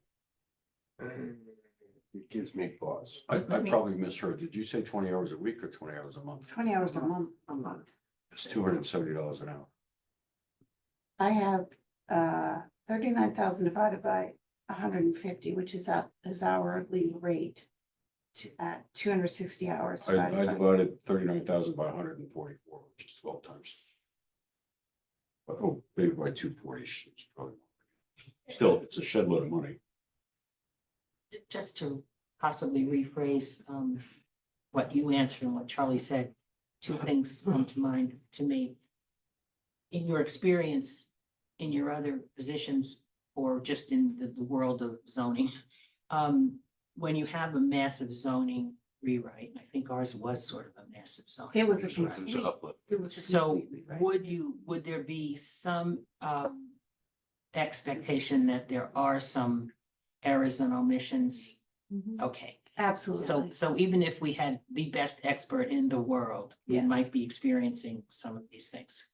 Zoning ordinances, not only are they not written perfectly, but nobody can anticipate the actual user. And in this case, it's me because I'm doing all the interpretation, but there are situations that come up that you just cannot anticipate, where one section of the ordinance may directly contradict the requirements of another section, and that those errors would only come to light in the everyday use of it. But I would also say that, you know, the zoning ordinance, as the document evolves over time, our thinking changes. What I think has happened is that there were many things that were perhaps adopted from the old ordinance that were not being actually enforced. And so when I go to enforce them, I say, well, you know, it's a little bit onerous. I'll give you an example. One thing that came up next week. Somebody wants to change a wall sign for their business. That has to go to the design review committee, just to make sure the aesthetics are right. But in the new ordinance, that person also has to go to site plan review, which means a complete application to the Planning and Zoning Commission. To me, that is overreach. It's punitive to those people. And so I'm picking up these little pieces where I'm like, commission, was this really intended? Was this copied from the old ordinance and never enforced? Or do you really want every person who's changing a sign to have to come to you? And I have to ask each one of those questions because I don't have the authority to override those situations. And then the other thing, there was a gap between the former zoning person. Then you came in, the administrative assistant was absent for quite a bit of that time. And then we haven't been able to fill the ZEO position. So if they were all filled to where they're supposed to be. Yeah, then I could do some of Then this this work. 39,000 wouldn't be 39,000, right? I don't know the answer to this. I'm just trying to figure it out. And, you know, to Matt's point, I'm not, you know, trying to point fingers or anything, but I think it's worth that examination. To your point, you know, having the staff that you need and that type of thing, but when you said statements like, I'm seeing this stuff every day, the red flags, so keep an eye on it. Have you allotted a year? If he's done in 8 months, at the end of it, or? Is he gonna take his time?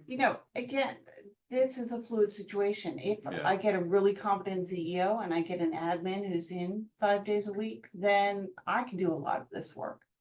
Will And that this get number goes reduced down. then? I mean, is Yeah. that Oh, contractual? definitely. Oh, Yeah, no, he's currently working on kind of an ad hoc hourly basis as I need assistance. And it's gotta be him because he's got qualifications nobody else has.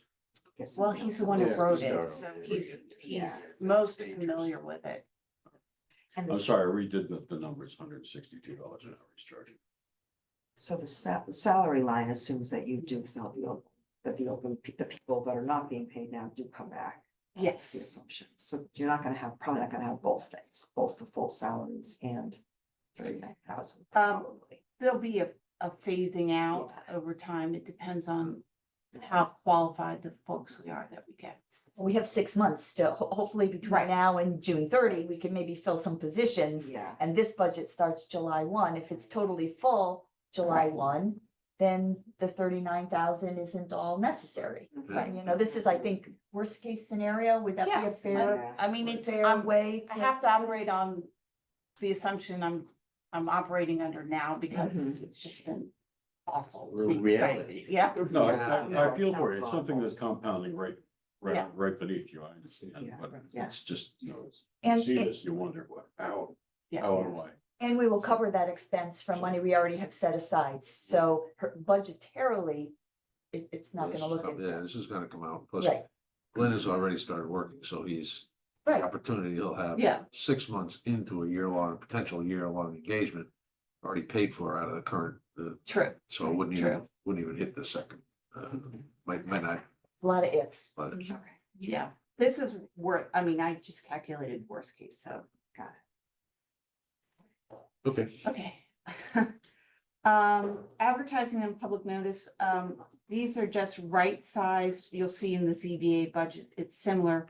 We have advertising, so we are required to do public noticing twice for every public hearing we hold.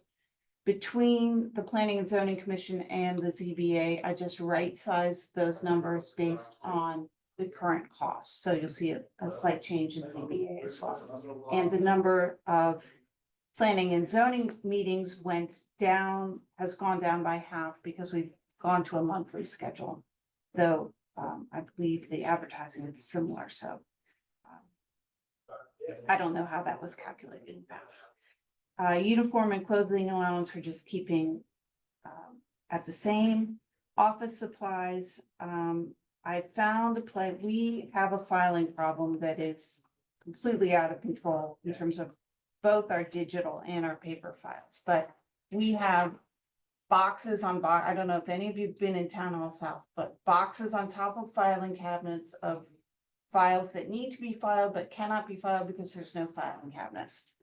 So I found a place in North Haven that does like office salvage, and I can find filing cabinets for $200 a piece as opposed to $1,500 a piece.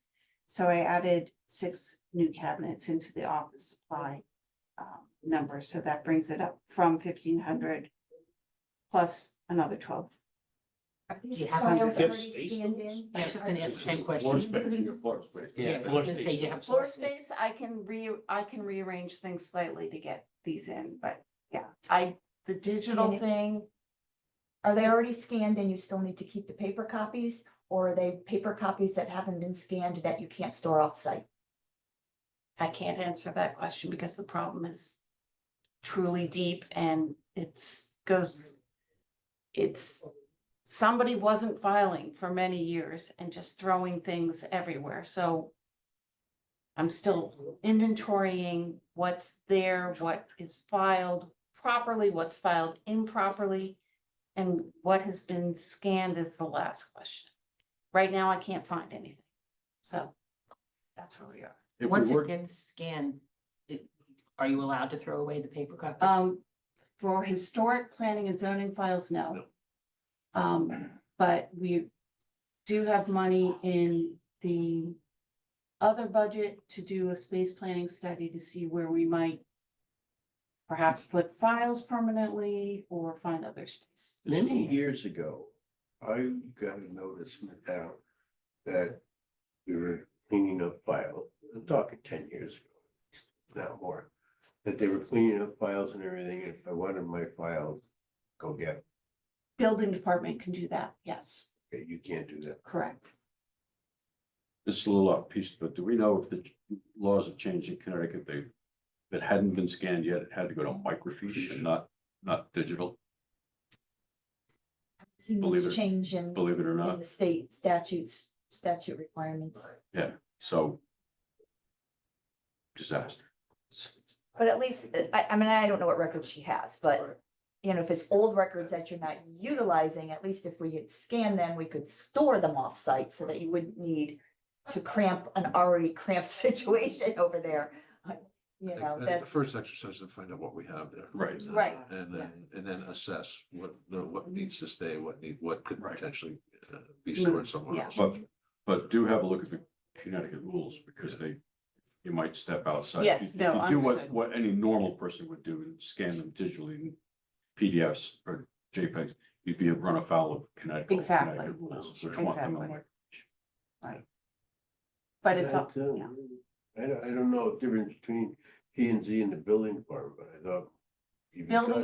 Building is allowed to give up their files every time. We have to hold on to ours because they're essentially, they're duplication of land records, but they're also the record of all of the conditions that went along with all of those building projects. So it's important to have an accurate historic file, and I'm truly shocked at how inaccurate we are, I guess. I'm very supportive of getting the files up to speed as easy, as quickly as possible. If nothing else, to make your job more accurate today or tomorrow. But just getting file cabinets is enough. You gotta have, the horsepower, the man hours to get that done. Yeah, Just a minute. but it also has to be somebody who's really detailed and knows what they're looking at. Well, Which is why it's critical to get these- Yeah, I'm trying yeah. to, and this is a management thing more than a budgetary thing, and, this might be, one of those situations where we have to go the direction of a one-time effort to bring some. We discussed this in other departments, but I Yeah. think Ann Some is order not to ready. the If we gave you somebody tomorrow, you're not ready Yeah. to have them do it. So that could be like part of Plan B, because I agree with you. I totally think that's what we should do, but we can't yet. Right. We had it with the health department years ago.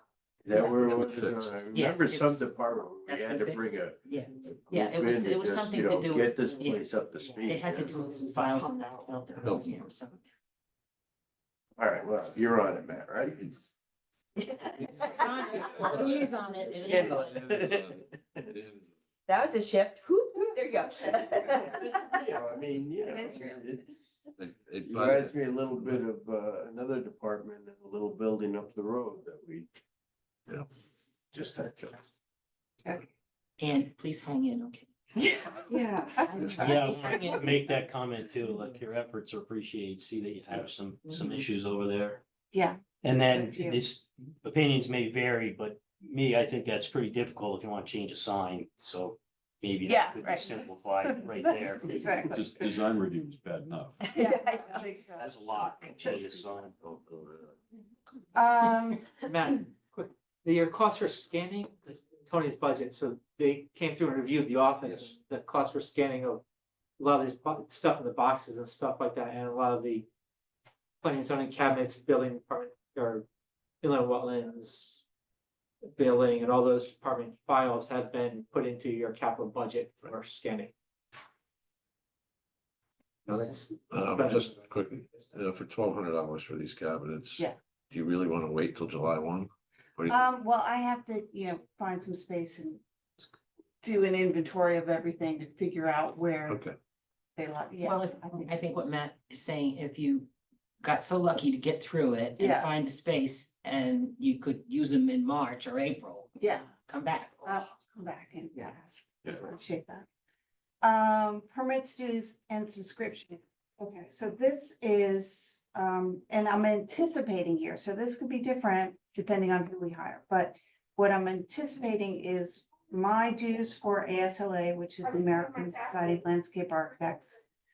2 memberships to Casio, which is the enforcement agency for the state.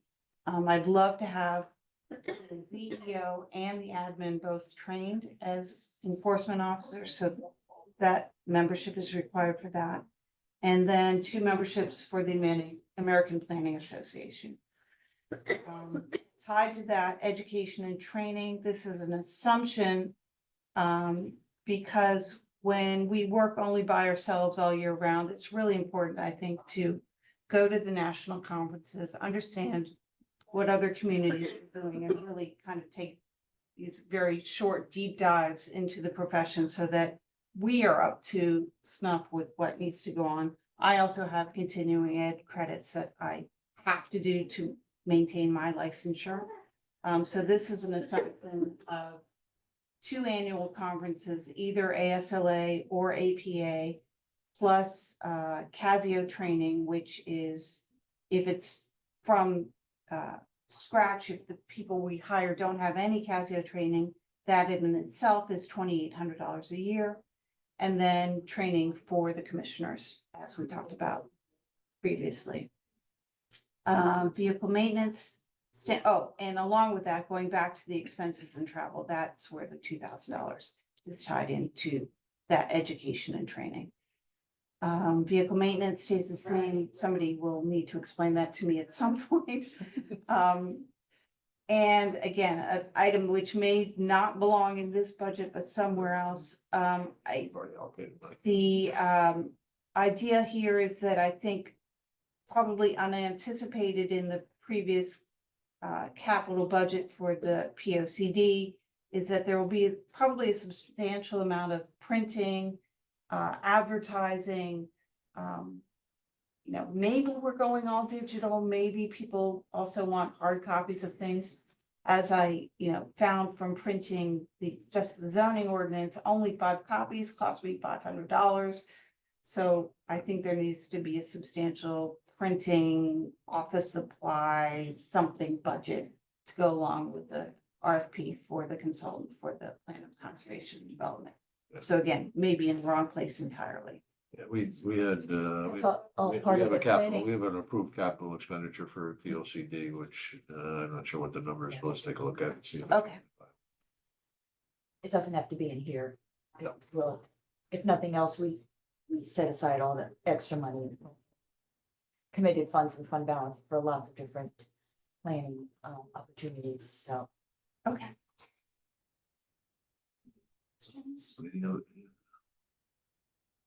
No, let's move on to zoning board of ZBA. appeals. And, if it helps people, I don't see why the ZBA and the planning and zoning can't be in the same budget. But maybe historically we haven't for some reason. It's odd that we've just broken out the zoning board of appeals and we don't have the planning and zoning commission as a separate budget, which is why I think maybe combining them. It's the same Makes some sense. department. Anyways, here we have some expenses and travel. Again, that would be related to commissioner training just for the ZBA, though I've put the education funds in the larger pot. Advertising public notice, as I said, that's right sized to the current rates from the courier. And then a small office supply number, which again, we use jointly between the department and the ZBA. Good. MJ, your thoughts on merging the two? It's because they are 2 separate entities. Your planning and zoning department really is the planning and zoning commission, along with what is needed to manage that, which is you and everybody else. And since ZBA is a separate commission, it's just always, it's had its separate. Ought to be a little separate. Okay.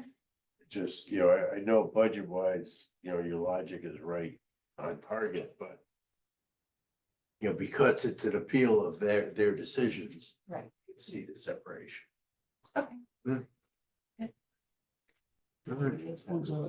Yeah, thank you. Oh, that's interesting. One's elected. One's elected? DBA. DBA is elected. No. No. Three appointed, three elected. No, that's, ZBA. that's assessment. Assessment. Oh, appeal. you're- Oh, yeah, that's, Zoning, that's sorry. the Board of Assessment Appeals. Sorry, my numbers have- I know, That's coming up. That's coming up. Thank you, Lance. Keep up your efforts. We appreciate it. I just keep going every day. Look at you. Handouts. Yeah. Color. Color. Oh, let's see what It's the not a ask long is. morning, we'll take everybody up here. Yeah. Health break, you have a quick Thank you health very break? much. Yes. Thank you. Yep, Good idea. Take 5. Second. Okay. All right. The assessor's office, obviously, we're responsible for discovering, listing and valuing all the property in town of Guilford. Our full-time salaries, so if we go by, you can see, if there's what we can hand out. Those are all the interactions we have with the departments. We represented 0.23% of the budget overall last year for our office. And we get all the assessments. We get that brand list going. Is there a connection in the building with the new software? Where when building permits and everything are signed off on, they're automatically forwarded to your office? I'm hoping. I just actually talked to somebody who's in Intergov, who's processing that in the building department. And they said, hopefully it's gonna make us aware of that.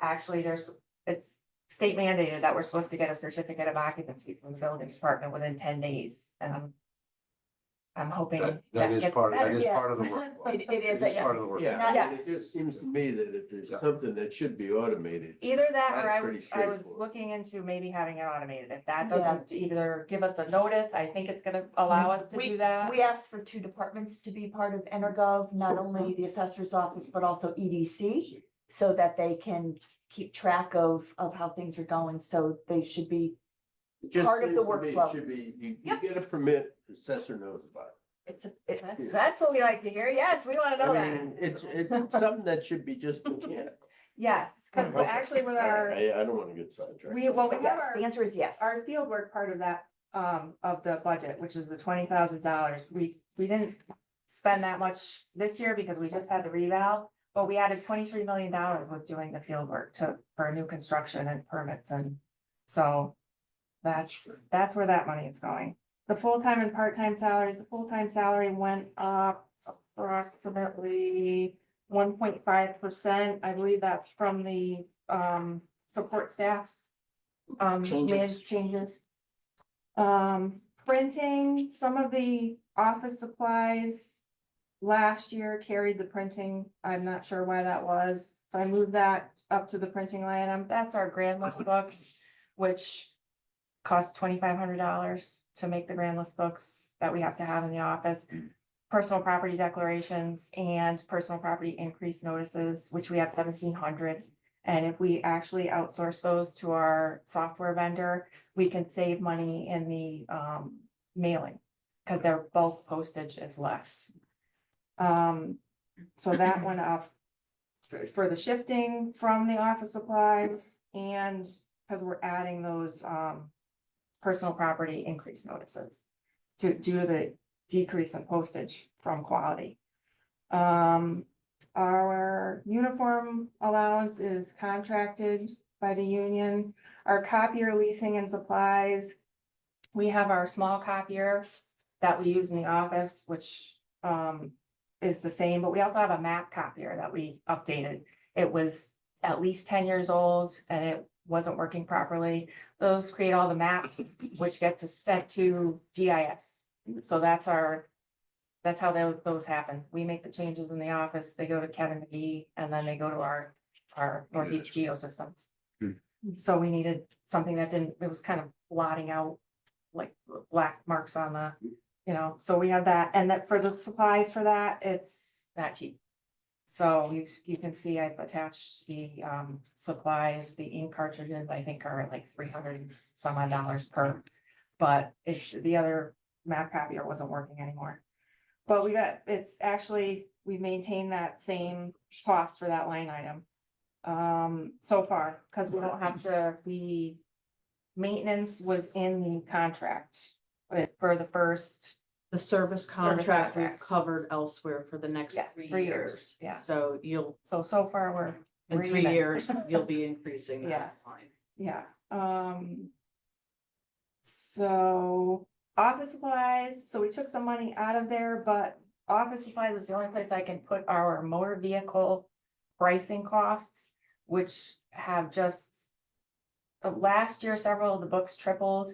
There's some new statutes that they put off for a year that may change the pricing guides, but thus far it's gone up almost $1,000. It went up $800 last year. There's no way around it. These are the guides. This is the Department of Motor Vehicle pricing. There's only one source we get our guides from. That's where we look up all the costs of the vehicles. We're lucky it didn't go to all digital, because that would have been $5,000 instead of, I think, 3,200. So you're required to use their numbers? Because anybody else can go online for free and get a price of a vehicle. No, You're these not are, allowed to no. use them. it's the NADA pricing guides and the Department of Motor Vehicles. I mean, they price, I know, we have- we're required to use those too. yes. So, but they're trying to, actually with the new legislation, they're trying to go to a cheaper costing guide, but we're kind of in the middle of all of that negotiations from last year. They put it off for a year because they're trying to do monthly supplemental motor vehicle lists. And it's changing, and NADA has cornered the market on the books and the. I know, but it's their, oh, okay. We You're have no required to use choice. it, We yeah, have yeah, no it's choice, just that, believe me. You or I've I been could go looking around. online and get 10 different numbers. That's why, so this is a consistent pricing scheme, you know, But there's but no it's Kelly, there. there's no Kelly Blue Book or something else out there. That's just the one, everybody's gotta use it, so it's. yep, or CAAO, Connecticut Wonder where Assessing their Officers. lobbyists Yeah. come from, right? Wow. They Wow. negotiate a cheaper price for us statewide, but the increases have just been phenomenal. So, So wait until the legislature passes. I know, I'm. This game of going to, the next step is the depreciation schedule. Yes. MSRP, 20-year depreciation schedule for motor vehicles. 20. What? Yeah, oh, yeah, that's being floated. I made it, how about you? Yeah. My car made it. Yeah, my truck did it. I don't know what that means, but you can tell me later. I heard that maybe something about eliminating car tax. That's I like been that kicked idea. around and bandied around for the longest time because car taxes are regressive.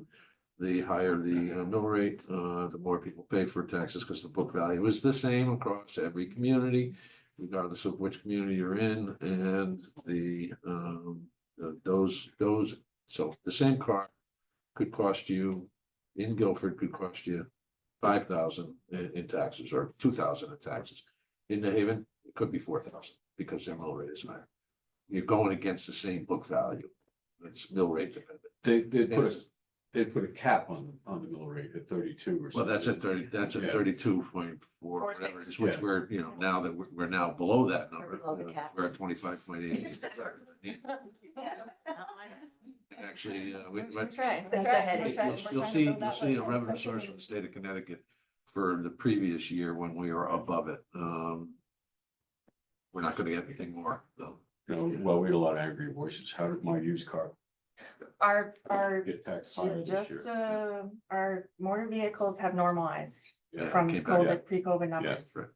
So, Did you say you get 1,700 personal property. personal declaration, property tax? And then you have to hang on to them? Yes, And that's the other part of our office supplies, our file cabinets, which I may get Ian to hook me up with the $200 a piece. So how long do you have to hang on? 6 to? years. 6 years. Yeah, and we do refer to them. So it's not Yeah. something we can just put And away you in don't- storage. We have an area, but it's everything, it needs to be more organized and Um, And you have to keep them in paper, you can't do it. not according to the, so that's the Connecticut State Library record retention schedule is what dictates that. That we have to keep them and how we have to keep them. So far, we are not, those are, so far in Guilford, they're handwritten, Yeah. most of them. So it's not like it's an e-file that we can maintain so far, which is another maybe process improvement for the office. But it's helpful to go back and refer to them too, because this is what the person filled out and this is what, you know, we can hopefully, with some of that field work, we want to audit some personal practice and get an accurate, more accurate number for all our businesses for that too. So that's what the increase was for that. Dues and subscriptions, I also have to keep my accreditation up. So I'm required to take classes. I would like to get the office staff more trained and providing them with some of these, with CWO, International Association of Assessing Officers. In the cost of the dues, the cost of one course decreases. So you can, from $750, one course would be $500 and the dues are $240. So you pay in one course for that. Obviously with all of the shifts and our numbers, especially in New England with assessing, I think we need to keep up with our training and be on top of what's going on. We are still seeing an increase in our area in New England, 12% last year. We had a perfect resale, 12% from October 1 to September-ish, 12% up. And the rest of the country is settling, but New England is not. So. I So I don't think we can immediately assume there's gonna be a 12% growth in the grand list, but wouldn't that be nice? Yes, no, because we're at We're close. 2022, maybe our next readout, which is in 26. Yes. It's gonna come up before you know it, so that's, and education spending has remained the same. Right, and I just want to reiterate, with a recent retirement, with Barbara retiring and new staff moving into potentially a couple of positions. Yes, I think it's going to be essential that we maintain the training budget. yes, that'd be great. Education training. Yes, an educated staff is. Can I ask you to go through the printing again? You said you have to print the Grand Looks book and some other items. It was new for this budget cycle or? No, so they moved from the office supplies, some of the personal property declarations we did this year and the increased notices, but they were in the office supply line item. But the motor vehicle books increase, took some of that up in the office supply line item and the file cabinets. This is going on the printing line? What you currently have in that printing line. Printing For the is new year, what does that make up? 6,800. That makes up the grand list books, which are $2,500-ish. Do we print those every year or? Yes. Oh, yeah, So that's our that's- official grand list. We have to. But Yes. this year is gonna be a higher printing cost? No, so the She just It was- reclassified the money from one line. It was to in the other. supplies, it's now all in printing. Yeah, but the net differential is still So $3,000. Because she added the office and. That's what he needs. Oh, Oh, I'm sorry. I wasn't, my mind was not going very fast. I'm That's sorry. okay. That's Now all I right. understand. So I those other items brought up the office supplies. Yes. Okay, now I got it. right. yeah, so but maybe Thank we you, can get them cheap. I'm hoping to get the file cabinets cheaper and not Yeah, spend that all sounds like a bargain. Yes, our overall percent change was 4.6%. So. For the total. All right. Any other questions? What a difference a year makes, huh? I hope so. I hope everybody's happy. You seem to be much more comfortable this year than you were last year at your first presentation. Good, that's good. Thank you. Thanks, everybody, for your time. Thanks for this. Thank you. Thank you. Interesting, in this paperless society, the marketplace for file cabinet. They still, the Connecticut State Library still hasn't transitioned totally to us just having digital copies of everything. I'm just saying. It's everywhere but government. Yeah, paperless, and here we are having trying. discussions I about. hate these to admit file this, but cabinets. I'm a member of the board of the Connecticut State Library. We're gonna, I know. Now I'm gonna get blamed for everything. Come on, make it happen. I'm gonna be at a meeting next Monday, so I have brought it up in I the was gonna past, say, but I you've will said bring this it up before. again. I will, I'll try again. Or at least some clarification on. Actually, why don't you shoot, you have specific questions you want me to ask? Oh, that, I can email. Yes, everybody. yeah, because I'm going Monday. It's Okay. coming Monday. You know, don't underestimate the value of paper and microfiche. I left an insurance company a while ago, but they were still maintaining microfiche records. Three different geographical I locations. thought they were That's- manufacturing Yeah, I microfiche mean, anymore. computer systems can go Can be hacked, wrong. that's You know, we had a flood, and we almost lost data. We didn't realize that two database backups were on the same rack in the same building that flooded, and luckily they were still intact. Somebody didn't have a good You know, DR you plan. can lose your No digital- DR plan. We do like to have those personal property declarations for that reason, to compare this year, the handwritten this year, last year, to see what's going on. So that it is helpful for that purpose. I still get the name register delivered to. I keep a lot of paper records. at my All six house. pages of it. My computer's crapped We out. also on it. have, Because we'll talk about your this, we deadline, have, it's 5 o'clock. the state Somewhere in surplus New York. that we can Yeah, I'll get. go back file in there. cabinets I gotta go. Okay, that's all I'm getting at. Get the Celtics go to the Bruins. We're almost there. We're almost there, and we're getting there. We digress a little, but we just. I'll reach out to you What's when that? I get Oh. that information. Oh, we already did health, so it's Ann. All right, Jen. Hello. Hello, how are you? How are you? Which one am I now? What This is- Board of what is- Assessment. Yeah, this should take all of about a minute. I don't believe there's any, I didn't do it last year, I didn't do the budget, but from what I can tell, there's no changes from last year. Okay. The stipends are the same for the 6 members of the board. Advertising, same, and office supplies, and education and training. Can't imagine there's too many questions, but. And then stipends, Mhm. the current budget had a higher, I think a higher than normal stipend level because it was the first year after No, I revale. think it was for 6 Was it? last year and it's for 6 this year. 6 again? Yeah, Okay. I do anticipate a good number of appeals again this year. Okay, A lot of people weren't paying attention last year and then they got their tax bills and by then it was too late to appeal, so they have to wait till this year. no, we gotta make sure Pete there is that too. Yeah, I'm Please gonna try to check in show with some him. fiscal restraint. That's wonderful. That's it. Reduction. Thank you. Thank All you. set? Thank you. Yep. Okay, thank you. Thanks. All right, everyone, I have some important information in She's got regards to food lunch. information. We're having a chicken, a beef, and a fish dish. We're also having eggplant, scalloped potatoes, rice, ziti, salad, and rolls. Over Did there. not get the dessert information, sorry. We can call in our orders? We just have to be done by 1 so we can get there by 1:30. I know. Okay, Starving. Historic District up. Yeah. Poor Ann's been waiting all morning. Yes. So now it is, good afternoon. Hi there. Hello. Well, we're pretty easy. Yeah. Let me make sure.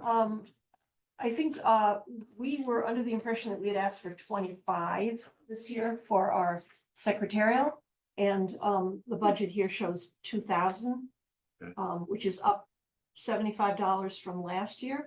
But I would call your attention to the fact that we've gone over on our secretarial budget every year for the last 3 years. We'll have to talk to Mitch for that, because Mitch Yeah. handles all the salaries, so I'll make a note to Right, I mean, Yep. in terms of the amount, but also in terms of the hours. So you want to increase the hours. Well, when we Right. put out the 25, we thought that that was pretty close to being, to cover what we Yep. were gonna do. We can Our expenditures for secretarial, 2021 was 20,016, 22-23 was 2348. And it's all over the place because of the way we respond to applications. If we get an application that some guy wants to put up a fence, you get a map of where the fence is gonna go, you get a picture of the fence, pretty straightforward, not a lot of secretarial time.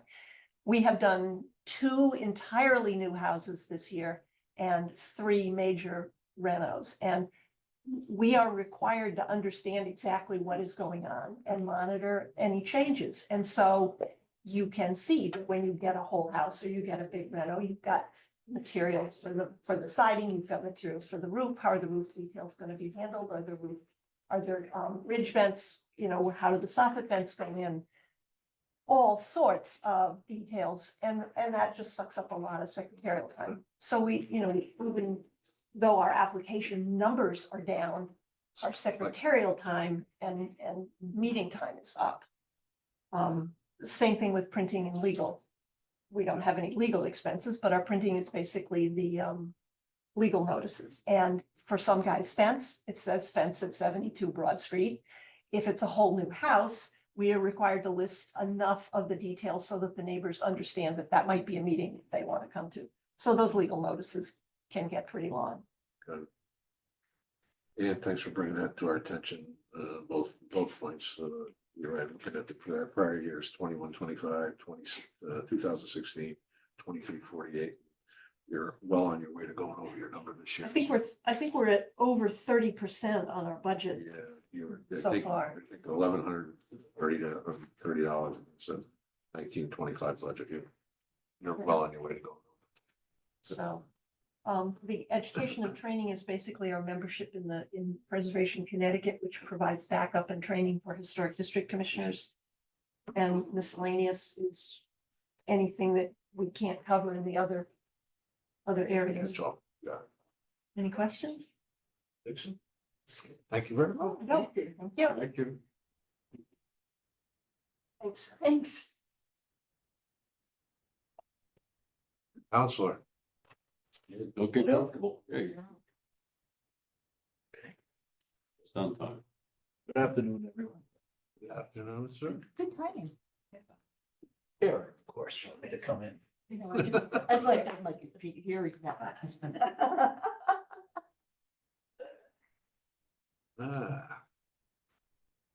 Okay.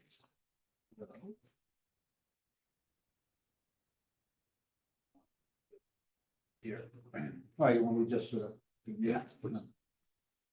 get out my.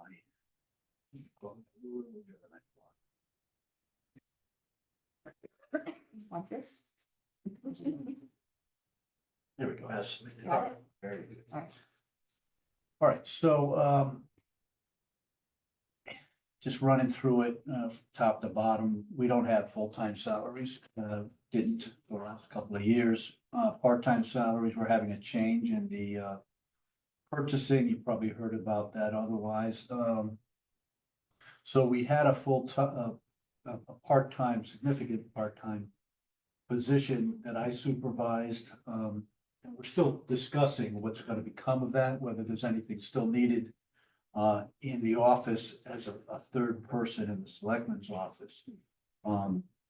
But the position as it's currently has existed is not going to be there any longer. Darlene has taken over the purchasing down and the finance department. So that's sort of a placeholder. I think that's talk about some more. We think there will be some need for a third person, and what that's going to look like, we don't know, but going to carry it as a lesser part-time position, at least in the Yeah, budget. so that number represents an administrative assistant position somewhat for 12 and a half hours. That's where that number comes from. Okay. So the general legal expense, I requested 80. That's actually, I believe, what I requested last year as well, and was approved, but we had some carryover. Yeah, so we had a purchase order that we used some expenses this year and a carryover, and we still have money that we could apply. We have a $20,000 purchase order still open, and 21,000 in carried in force for assessment appeals. So should, as you know, Becky just Jen just said that there might be more appeals. So if the amount that you have in your assessment should go up, we have 21,000 carried in force that we would use first. For the assessment. All right. And then 20,000 we have for purchase General. orders with Beecham and Beckham. That would be your general, right? All right. Virgin. For Bertram, Bertram? yeah, that's labor side. Okay, that's And labor. that did come in appreciably lower, unless, so what happens is we kind of break up the legal services into, different components. General legal is everything but the specialty, but we have a labor attorney, we have a tax appeal, tax assessment appeal attorney, we have, zoning, Chuck Andrews. So these are, by the way, we're kind of fortunate. This cast of attorneys we have are good ones. They've all done work for the town for years. And I feel very reasonable attorney rates, although they've gone up this year. We had one fellow who was locked in for years, D'Onofrio. As a construction contract. One of the best construction lawyers in the state, honestly, and he's been very good to us, just raises rates, and I discussed that with Matt, so that's gonna go up a little bit. And he's part of our general legal. I think that's probably still the number I need, subject to, adjustment if there's money left that we can carry over. So we can work on that. Court stenographer, this is, we carry that as, I kind of look at that as our, if there's depositions, they would come in, but also sort of the expert or services type of thing. So that's just a number that we may or may not even need, frankly. Labor, Mitch isn't here, but we've got at least 2 contracts coming up, and Fire and dispatchers. yeah, and which I think we also have to revisit pension too. That was part of it. We talked about that earlier today, full benefits package for our public safety organization. Chris will be part of that. Okay, and that's typically, although we do them sort of together, but they're not really on separate tracks, the pension and then the actual rank and file collective bargaining agreement. So again, these numbers, I will say that all of these are like, we do it hourly. I'm responsible for looking at the hourly. I collaborate with each of these attorneys. So, these are never hard numbers, but they can come in higher, they can come in a little lower. These are my best estimates. Judgment and losses, we've always carried this. This is a figure that we use for very small cases where maybe we can resolve them. They're not covered by insurance, or even if they are covered by insurance, the first $10,000 is always our responsibility. Our deductible is $10,000. That's for not only for any settlements or judgments, but also for attorney's fees. So we've had a few opportunities along the years to resolve things for small amounts. This year, we actually ended up using this. I think we had this approved by, it's not coming to me what it was exactly. But Yep, we did use the full 5,000. yeah, and it happened to be a settlement just for 5,000 exactly. Assessment. So this, this is we're especially now seeing the effects of the revaluation. So what happens is when the notices for revaluation go out, it's the 2022 assessment year doesn't hit for our taxes, as you folks know better than I, until the July first tax payment. So some people move quickly, they see the revaluation, they appeal right away. So we had roughly 91 appeals.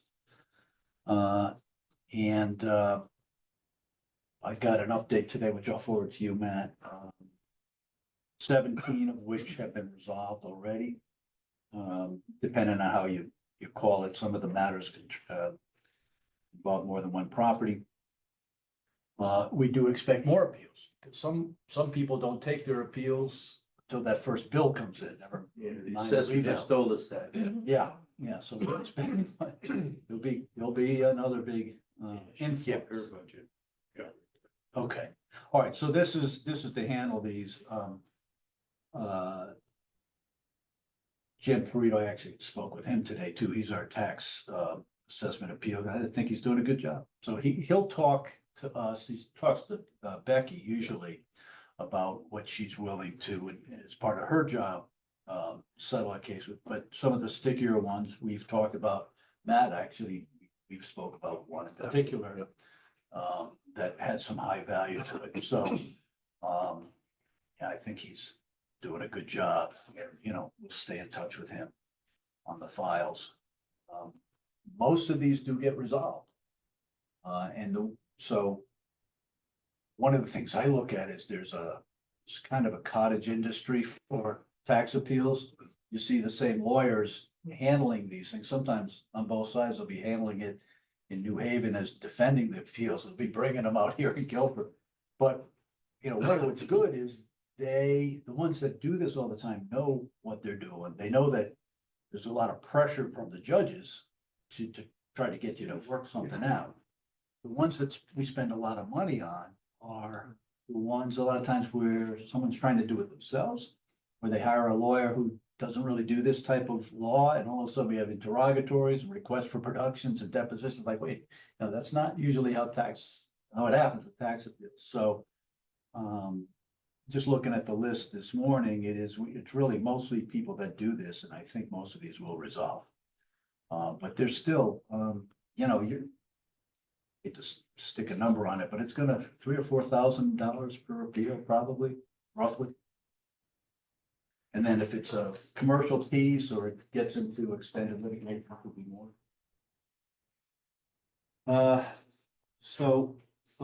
Zoning, you know, I put in a request for 40. We were at almost 50 last year. And I remember sitting here talking about it last year a little bit. Somebody files an appeal up to Superior Court. We had one last year. It was 2 appeals. It was a combination appeal from a Planning and Zoning Commission and a Zoning Board of Appeals Commission. Excuse me. And yes, ZBA appeal. And you know, you get outside counsel for those. You need to get somebody who's good. We use Chuck Andrews, very good, but it gets expensive. We also, so we're still, we have those resolved within this year, but we're still seeing a lot of issues coming up with the new regs. They just need interpretation. There's some enforcement issues.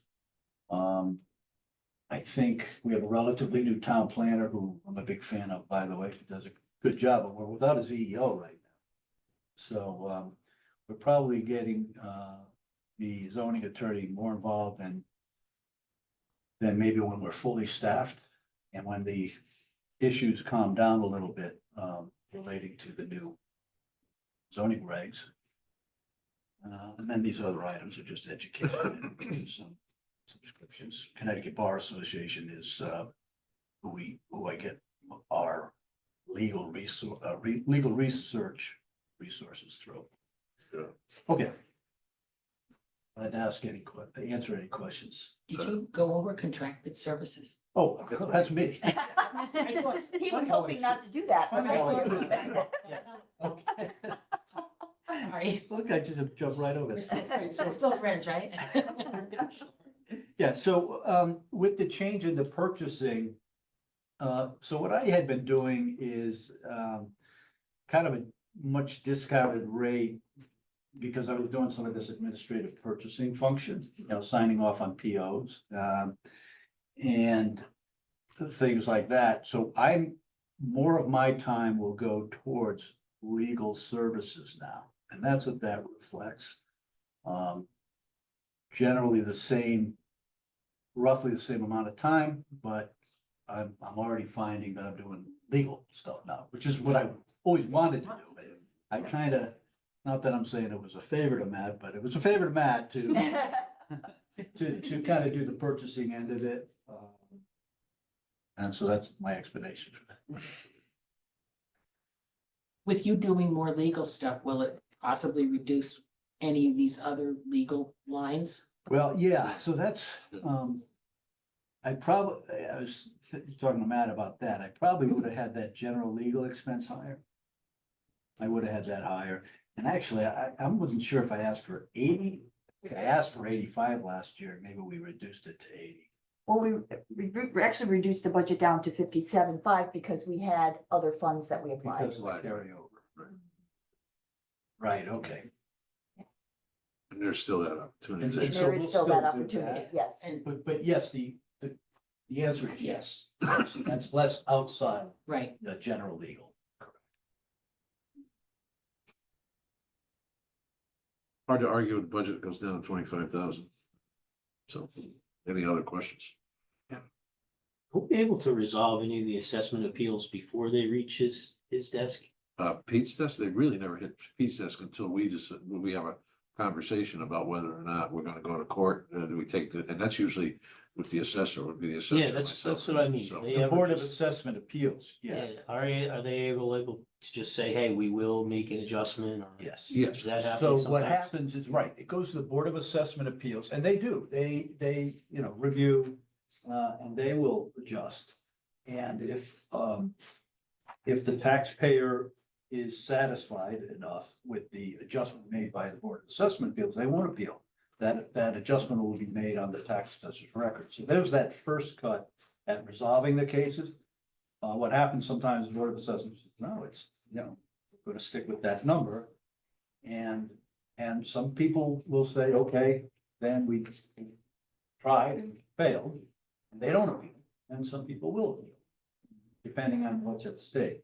So there is that first cut at resolving and the Board of Assessment Appeals. And then the second cut is with our appeals attorney, Burrito, who will negotiate prior to, once they file the appeal to Superior Court, that's where the judge puts the pressure on and says, come to some kind of agreement. We hire, sometimes we'll hire an appraiser, they'll hire an appraiser, and it goes back and forth that way. If it actually goes to trial, which is what we're trying to avoid at all costs, because that's when the cash register starts ringing up. So that's the process, and very few of them traditionally wind up going all the way through the full legal process. That there's usually some kind of settlement. I thought there was a cut in between there where we took a look at cost benefit of following up or So, testing the appeal. all right, so what happens is Board of Assessment Appeals, and then there's an appeal period where nothing happens during that except they either decide to appeal or they don't. Then it gets to Superior Court, and you can settle that any point along the way. So sometimes the attorneys start talking, plaintiff, has an appraisal, we give it to our appraiser. Now Frankie's worked for the town for years. He'll give some feedback, and the attorneys between themselves, I'm like, we're high on this. Or the other fellow says, geez, our guy, he's got some weaknesses in his appraisal. And they can work it out. So they can work that out at any time. But to your point, what Matt is referring to is the judges insist that before you come walking into the court with appraisers, and you're going to take up at least a half a day, if not a full day of trial, they're going to make you sit down with a neutral mediator, it may be another judge, it may be an attorney who does a lot of zoning, that does a lot of tax appeals.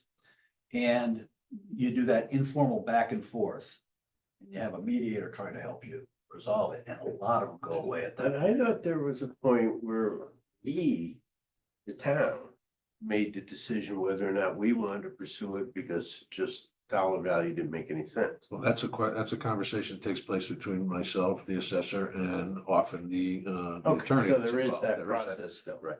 It's a cost benefit analysis. Yeah, right? of course, that's. But Point, yeah.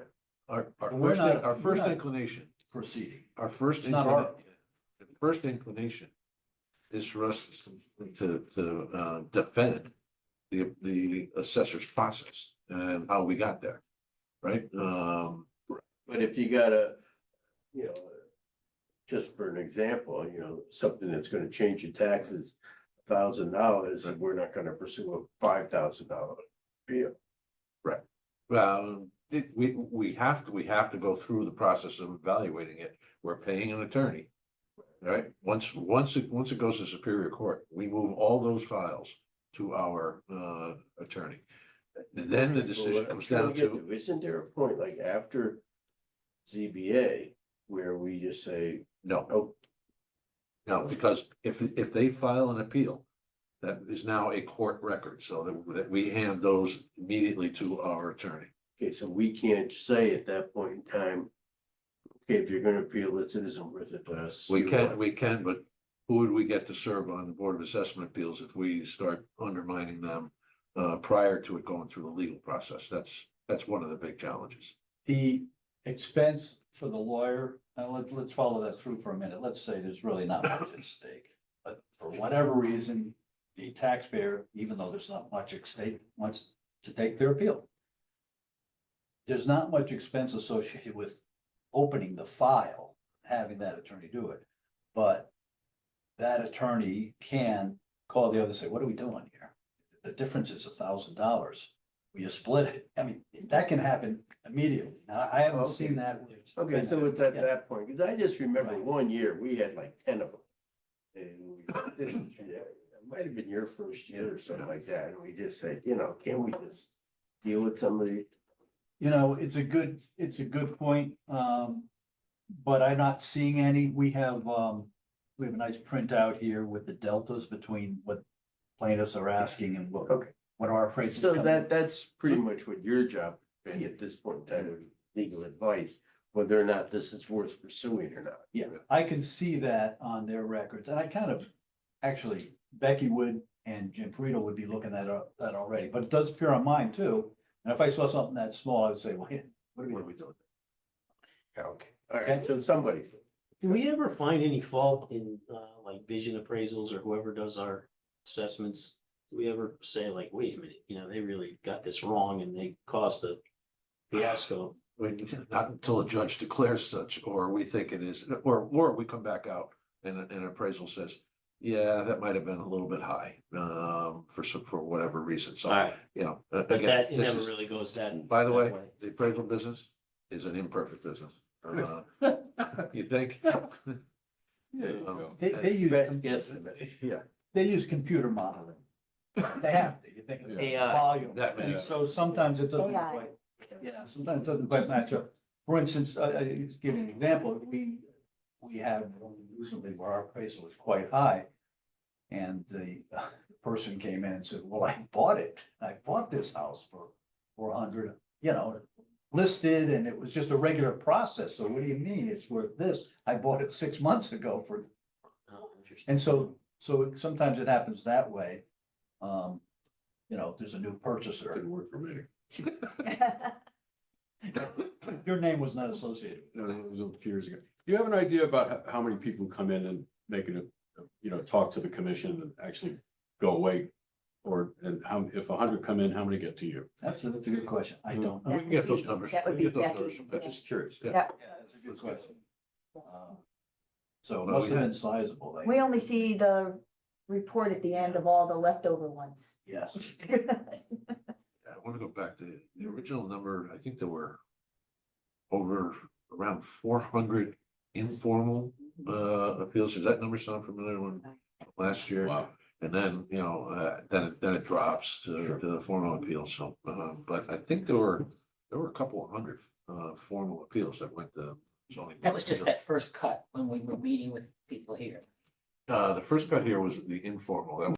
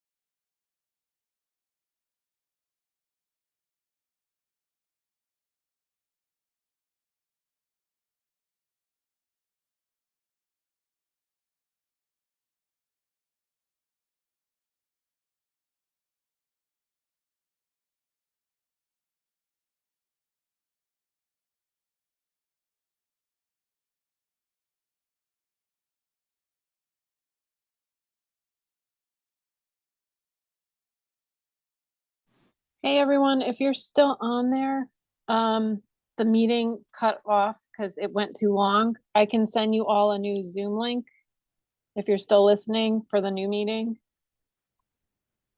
Mike, are Okay. you the only? Okay, I'll send it. Yep. I'll email it to you now. All right. Okay, all right, thanks.